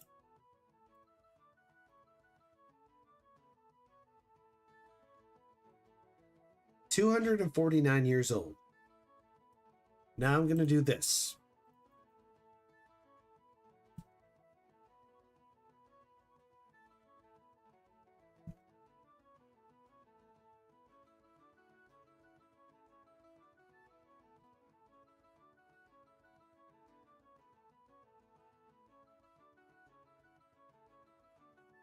Thousands of years. The Middle East has a long and complex history of conflict, with various sources estimate periods of war spanning thousands of years. This is not some joke. Hassan blames the United States for every issue going on with the Middle East, and he'll do it all the way back till the end of time, when it's just not true. Before we even came into existence as a country, the Middle East has been at each other's throats over religion for years. It was before our time. We're merely the latest in a group of whatever to go into the Middle East and stick our nose into it. That's it. That's all it is. Sticking our nose into it. It's been way too long. You cannot blame the United States for every issue going on around the world when half the issues that have been going on have literally been going on for thousands of years before the United States was even a thought in someone's brain. Oh, Hassan. like that is exactly Hassan's way of thinking. If you boil it down to a science, if you wanted to get like 99% of Hassan's takes before they happen, just look at the side that is beefing with America, I guess, and he will support them, right? And I feel like America is one of the only countries that actually allows this shit because, you know, if I was the leader, you know, I would fucking toss. I don't think More Pegasus is quite familiar with the Supreme Court's ruling on free speech. You are allowed to say whatever you want as long as you're not invoking acts of terrorism, treason against your country, or threatening defamation or slander. They made it quite clear. It's a big, long ruling, but the simple cliff notes are: don't say something about enacting revolution against your own country. Hassan has come close to that line, but it depends on how much the federal government would actually want to prosecute him for it, and if they could. Because if he's inciting violence against the country he lives in, that's treason. He can get in trouble for that. But again, it comes down to what Attorney General in the U.S. Department of Justice would do to prosecute him. Would they do it? This guy in prison, all right? Like, because he's doing actual harm. And I'm so sick and tired of hearing people say, toss him in prison. I'll see comments on YouTube, Twitch, and other places that say, this person caused this accident, they need to be in jail immediately. Not in the United States. I'm sorry. We are over incarcerated. If it's not a crime of malicious intent, it should not be prosecuted and throw them in jail and waste the taxpayers' time. We're already overcrowded. We already got a broken jail system. We need time to fix it before we can even think of prosecuting half these people everyone's asking for to be prosecuted. You're harming your country, constantly supporting people that want a lot of innocent people dead, including Americans as well, right? I don't know, I started off thinking he's just like this ill-informed guy, just a stupid guy, but slowly, as I see more and more clips, I feel the fact that he was at some of these protests does make him an accomplice to any vandalism they might have caused. Is the truth. like he's just straight up evil, bro. This guy is like an actual menace to the world. Then Hassan talks about how the only reason people don't like him is because they watch like out of context clips about him, and if they watched his entire long form streams, then they would love him. Then they would come to understand him, of course. Asmund doesn't think watching Hassan in long form content helps his case, points to the Ethan debate, also denies Destiny moving him in the pro-Israel direction. On QAnon for a motherfucking Twitch streamer, dude. What is he talking about? There is a reason why so many of these people never actually take the next step, take the next leap, and actually come in here and see what I have to say without any sort of, Well, I'd like to see Hassan join Asmongold, Tectone, and a few others in an open debate chat where they avoid, well, I don't think you could have Tectone there. His language would be unfiltered and uncontrolled, so no Tectone. Asmongold, maybe Destiny, but he's a little like Tectone with the unfiltered. I don't know. Maybe just have Asmongold and Hassan do a collaboration live stream where they talk to each other and discuss points and see who's right and who's wrong and see how well they do. I mean, that's one of the ways you can do it, just to settle the score. without any sort of fucking guardrails. Okay? They can't entertain it. Because if they did, if they actually questioned... People sat and they watched the entire Ethan Klein debate, and that didn't help Hassan at all. Like, I don't even get this. Their intellectual grandfather here. Yeah, the last time that everybody watched a full long-form Hassan debate conversation was the Ethan one, and I mean, he did do the one against the dude from the UK who... I forget what his name is, but he does a lot of broadcasts and he debates people on subjects. Overwhelmingly, a lot of people were against him. It was a fucking sex pest. They would find out that he's just been lying to them for fucking years. Wow. Non-stop. Wow. It's okay. History has and will continue to vindicate me. I don't know about that. Hassan thinks Destiny led content creators down the it's just like this is you want to talk about QAnon? This is the most QAnon shit I've ever heard. I'm not even pro-Israel. I didn't listen to Destiny about Israel-Palestine to begin with. And it's like neither of these things are even true. It's not even real. You know, I've always said this. I say this in all my videos. I give everyone a free pass. Go watch Hassan. Go watch his 10-hour streams. Come to your own conclusions. Now, and if you make it, if you survive, you know, which you probably won't, you'll be lobotomized by then. You know, come back and let me know how it goes, right? And I guarantee you will end up disliking him more because then you will have an even... Fun fact, this is why I don't go on Twitter. And I don't include Twitter in my live streams. I use Twitter as a business platform, and that's it. I don't use it for anything else.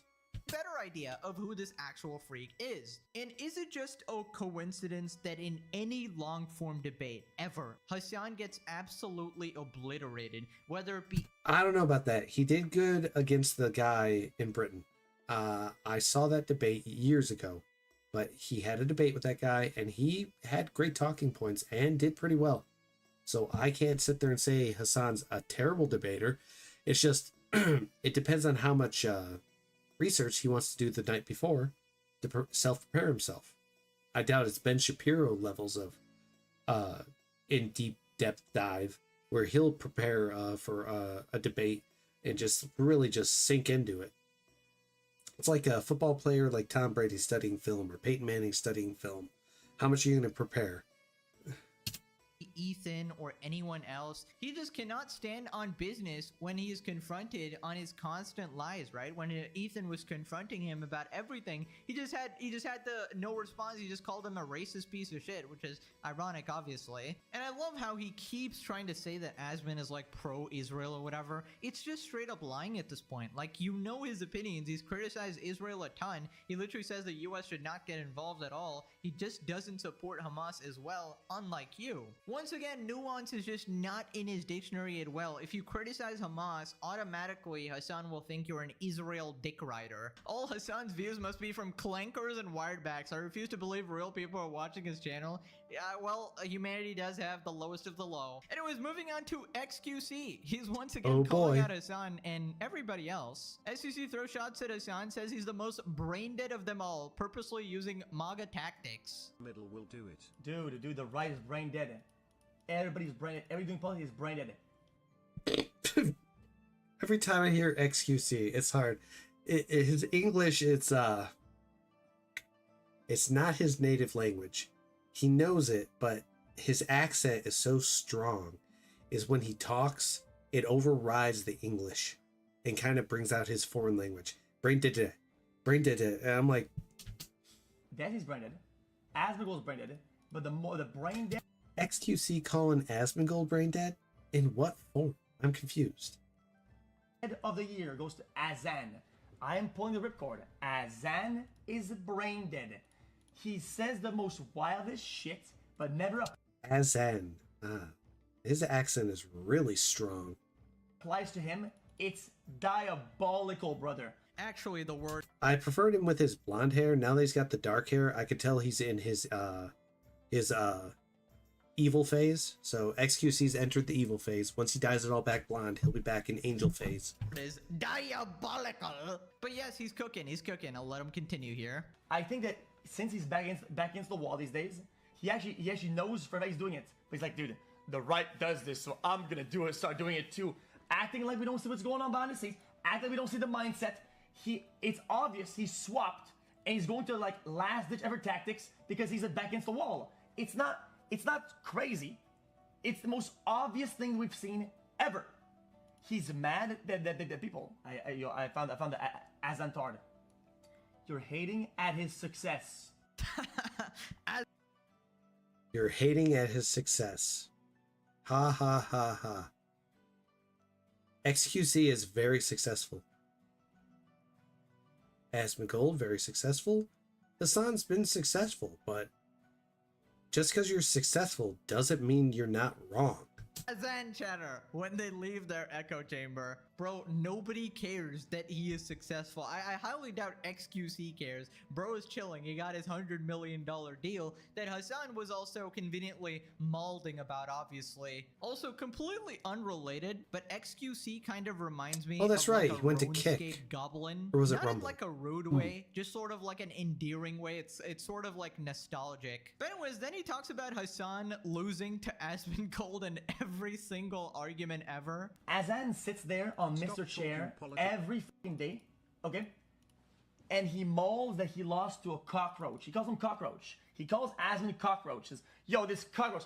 And he loses to cockroach every single day. XQC, you sit in a chair too, my friend. 365 days of a year, he loses to cockroach. Yes, they didn't just take it. Yes, just take it. He actually lost about the cockroach, man. That's crazy. Deriving their opinions from that has been f***ed over by American imperialism. If a son hates America so much, chat, guys, why doesn't he just move low key, buddy? This is what we say to all these people. If you hate us so much, if you hate the country that you've gotten the ability and privilege to live in, move somewhere else. Why are you here? Oh, right. The ones complaining are too poor to move. That's the problem. Hassan could move. He can afford it. You can go anywhere you want. You're rich enough. You can move anywhere you want. I mean, that is pretty embarrassing, but another XQCW take. A lot of people have been asking for, subtitles. You don't understand him. Brother, the subtitle feature does not work for this man. All right, and I am not doing that shit manually. You gotta lock in, hyper glaze your auditory canals. Try to decipher this ancient hieroglyphic Egyptian nonsense here. But anyways, whatever he's saying, he's cooking. All right, he's cooking. At least what I got from that. Batman says,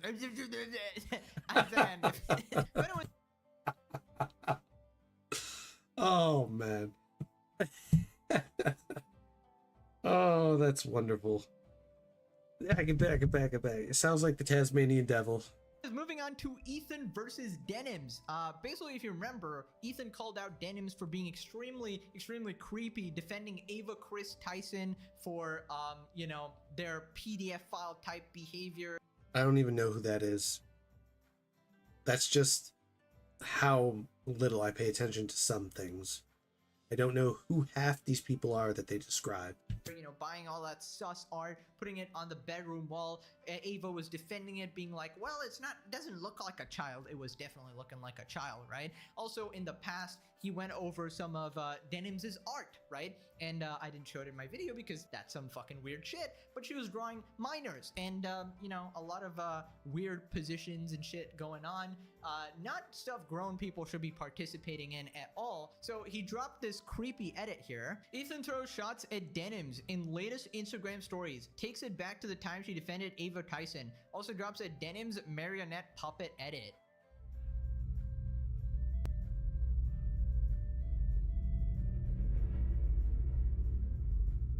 I don't know, it's not that creepy. Chucky was creepier. Oh my god, bro. I cannot unsee that. That is some creepy shit, bro. I'm not gonna be able to sleep at night. Holy shit. That's gonna haunt my nightmares for the next 15 centuries, dog. Holy, I need to stop covering Denims. Oh my god. Right, so anyways, he also posted this on his Instagram. Denims defends lol. Denims draws lol. Denims PDF baits on OnlyFans. What do we think, folks? And then we got Denims here, just, I guess, sitting there. And there's a bunch of, teddy bears, sort of implying that she's, a little girl or whatever. And this is in, a sexualized context. So it's just really weird. I covered... How is this weird? If you've been to Japan, Japanese girls dress like this all the time. And they're 20 plus years old. And I see people go, whoa, that's amazing pictures. I love those. Those are hot. And this is a problem? I don't know. Her feed, you need to pay her to see the goods. That's a free fair use lesson for you, Denims. Okay, yeah, a little quick jab there at the copyright lawsuit, of course. Yeah, honestly, I think this type of stuff is really creepy. Obviously, I don't know the full contents of the OnlyFans, but I think it's really weird if you're like a grown-ass adult and, you know, you're trying to sell your pictures and you're specifically trying to appeal to like PDF files, but presenting yourself in this sort of little girl context, you know, surrounding yourself by these. Go watch anime, my friend. You haven't even seen the half of it. Little teddy bears, you know, I don't know. It's just weird. I don't know what her intent was behind that, but that's how people are interpreting it. Oh my god, we got the ultimate simp. The irony drips like Folly's finest elixir. Beyond the PDF file drivel if it holds water, Ethan's crusade seems only to polish Denim's allure in the eyes of the masses. You mean in the eyes of PDF? Bro, like, what are you even talking about? Listen, Denim's a full-grown woman. You can do whatever you want. I'm just saying it's a bit weird. What the frick? I love Denims now. What are these people, man, on Twitter? Ethan would give his left nut for just one snip. He has a wife and family. Like, what? You guys are so... Yeah. They are something special. He has a wife and kids. Fucking weird. So Ethan also dropped a Hassan Denims puppet meme. Oh my god. So we got Hassan here, you know, and his I guess this is like a ventriloquist dummy, and then we got Denims. I mean, I can tell he's never seen Jeff Dunham.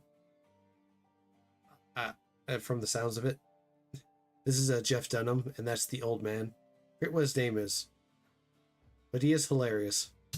Hassan's puppets, I mean, it doesn't really have the same ring as the Hassan orbiters, but I'd say it's pretty creative. It's pretty creative here. She looks as creepy as hell. I can't imagine how much Ethan is thankful for abandoning the Hassan community. He seems to be living his best life because of it. I think he's enjoying this a little too much, not gonna lie. So somebody responded here, this is sexual harassment. Ethan Klein is sexually harassing the woman he's suing, and I hope Denims and her lawyers understand that. They need to let the courts know. Yeah, your name is Male Slayer. Yeah, that's a very reasonable person right there. By the way, yeah, this argument is just not going to hold up in court. I don't think you know the definition of SA or, you know, harassment of this kind at all. He's just pointing out that Denims is being very creepy here. It's an opinion, right? He didn't say any facts here or anything like that. But anyways, if you notice, Taylor Lorenz, the absolute #1 simp journalist who is glazing Hassan all the time. Play the clip, play the clip. The other thing with Hassan, he's unreasonably good looking and like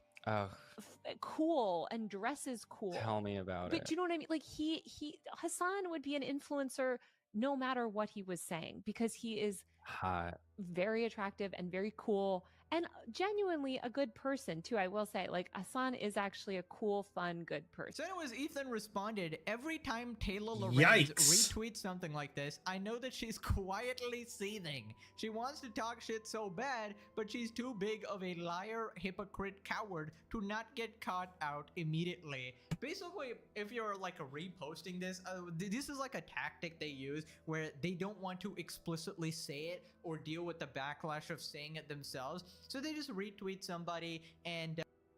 Look at her head. Anybody whose head moves like that is not someone that has a steady head on their shoulders.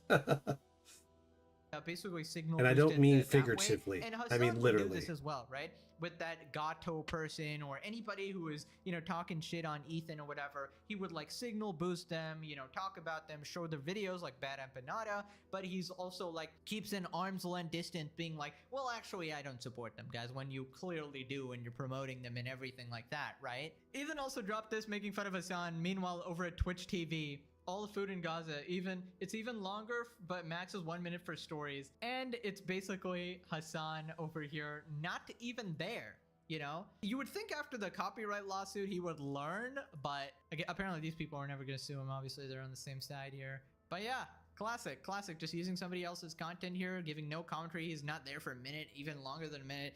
Classic, man. I don't do that anymore, Hassan Piker. Nah, he needs to keep his viewers while he's taking a shit or peeing or something. Gotta give a chair a medal for doing all that reacting for free. I'd argue it is more transformative with the chair. It has more intelligent commentary, of course. And the legendary meme, live Hassan reaction, of course. Anyways, moving on to iDubbbz. Apparently, he's officially become How much a time did you give RedTuber, iDubbbz? which is like, you know, in the Hassan Orbiter community, basically about 5 a person minutes. who makes YouTube videos like Noah Samson there, right? And he's basically trying to speak on politics again, which nobody really gives a fuck about iDubbbz's opinion on politics, right? He's not knowledgeable on any of this. He could barely navigate a YouTube drama, right? So he's talking about other countries here, not even the US, which makes it 10 times worse. I'm loving the iDubbbz BreadTube arc. Trying to get people to think about in the video is like, why are, like the Scottish kid, he would say, you don't want Europe to become like this, and would just generally just like say, this is third world. You don't want Europe to become third world, do you? And it's like, well, number one, you have to automatically be making some assumptions that the third world is necessarily like shitty. Yeah, I mean, is anybody actually... That's why it's called third world.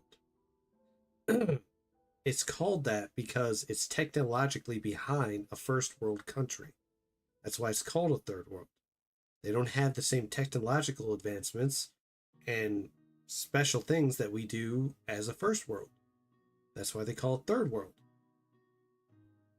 surprised that iDubbbz is descending into politics content. I mean, it's pretty obvious considering he was so obsessed with Hassan and his community. And I feel like it's really pathetic because even this surface level evaluation is so bad. Obviously, I'm not going to get into politics. You know, I like to, you know, be apolitical here. And obviously, I don't know much about it. I'm not going to pretend I do like iDubbbz here. But just going by some basic definitions. Now, third world, from what I understand, sometimes it's used as a like pejorative or whatever. But it's like a factual description of places with like lower economic, you know, circumstances and living conditions and stuff like that. So basically it's referring to like developing countries or low and middle income countries. And I think if someone's living standards are bad, generally they're not gonna like the place as much, and you can ask the people that live there as well and they will agree with you, right? So this is not some sort of a racist opinion or anything like that. Now, of course, there's a lot of nuance to this, but iDubbbz would know none of it, living in fucking America and not having any knowledge about any of this. He used to be a fucking like commentary YouTuber, right? Right, so then he talks about Italy and like immigration or whatever. There's a wide variety of markets in Italy from what I've seen as someone who hasn't even been there. But it's like it. Wow. Then I guess we should take your opinion on that. That's really good to know. Is like, you just can't do that. You can't go to a random fucking market and turn your camera on and make a claim about the fucking country or about the city that you're in. You can kind of make a claim about the city, maybe, if Is he talking about Somali here? Like those nuisance tubers? Nuisance streamers, as they're called? Where they go into countries and they cause issues? Like, I'm fine with Japan and South Korea just punishing the crap out of these people. Because, my God. Going over to Japan and naming off the cities that got nuked? Come on. That's just, I swear, dude, twisted. If that market is actually representative about the city, sure, but it's not. I went to a lot of virtually on GeoGuessr. I've been to a lot of places in Italy. Right, so I don't know anything about Italy, so again, I'm not going to speak on it and pretend to know anything about it like iDubbbz here, but now it's just starting to make sense. It's why a boot. iDubbbz just loved Hassan and his community. And it's the place of all the best pastas. Mainly they're not a country primarily dedicated to pasta. Their primary source of food is fish. Seafood. So pasta comes second runner up. But still, they are the holder of pasta. They hold all the major pastas, especially spaghetti. Spaghetti, my favorite. So much. If only my stomach would let me still eat it. Jeez. Easy avenue to get into this politics thing, and I think you know, people have their theories, but I don't think iDubbbz was like this. I think this is a little bit of a Nisa salt being sprinkled on him again. You know, chopped off his pee-pee, turned him into Reek here, using him as, as her little political puppet here, you know, advocate for all the causes that she supports or whatever. I feel like politics rots your brain, and was I wrong? Was I wrong? Look at this man and tell me his brain is not rotted, guys. Fucking like, holy shit, what a perfect example. Oh, this I also love. This has 2K likes. This was directed at me. Let an undocumented immigrant move in with you. I mean, sure, I guess. I might want to get to know them a little bit first. Yeah, so this is like the... The amount of undocumented immigrants that have committed crimes and been sent back to the countries only to come back again, do it again, get sent back, do it again, get sent back, over and over and over. It's an endless cycle. The problem, iDubbbz doesn't have the political know-how to combat any of these arguments, right? See, unlike somebody who has been doing this for a very long time, so he just automatically loses any argument, and then both sides will just hate him. You know, one side will hate him for being really stupid, and the other side will be like, well, you're not representing my politics correctly, right? So it's just a lose-lose for iDubbbz. I don't know why he's taken this decision here. It just seems like this is residual brain damage from the boxing fights. And in fact, it gave him so much brain damage that he wants to do it again. How stupid can you possibly be? I would consider that, Elijah. You know, it's one of those things where fucking I don't plan on ever running a boxing event again. So, you know, if there is an opportunity to box in the future, just only worrying about fucking myself would be Box great, Mike Tyson. You know hey, you want looking to. oily today. Logan Holy Paul did shit, that. Dude, what a pathetic man. Oh my god. It's like hard to watch at this point. That brain damage really did a number on him. Holy shit, dude. It's like there's nothing there. An absolute pathetic husk of his former self. Like, I mean, I can't believe this guy actually used to be funny. And that was like back when he was my age, I guess. It's like, He was the damn, content if cop. I ever turn into this, please stop watching Bully Me Off the Internet. God damn. Like, I mean, that's never gonna happen. I got a good head on my shoulders, and I'm not susceptible to be influenced by a fucking soul-sucking dementor or whatever the hell happened to him. I don't really know. And I'm not stupid enough to sign up for a boxing fight and get my brain scrambled either. So yeah, hopefully we'll be fine. But yeah, man, it is just crazy, the fall off. Like, this needs to be studied. Here's what people are saying. He's not as good at being a bread tuber without Anissa there feeding him thoughts. Man, just zero logic whatsoever. I'll give him a participation ribbon for his sound impression. This is a castrated man, oh my god. The humiliation ritual never ends. What a freaking idiot. What a loser. He's so bad at this. Wow, nobody's agreeing with him. Man, I've been kind of hoping for the iDubbbz redemption arc, but I think he may be too far gone after seeing this. There is no hope. Like, he would have to find the most angel woman ever. Like, the opposite of Anissa. That's the only thing that could possibly save him, but this is real life. This ain't a fucking movie here, so I don't know, man. I think you're cooked. And it was click this video or the Denim's puppet finds you and I guess murders you. I don't know. More Pegasus. They are actually desperate now. That was a very long, detailed video. I mean, he's had some lungs before, but they were more like denims and Frogan. All right, guys, I'm going to go and stop the live stream here. For those that stopped on by, thanks for watching. I'll see you next time.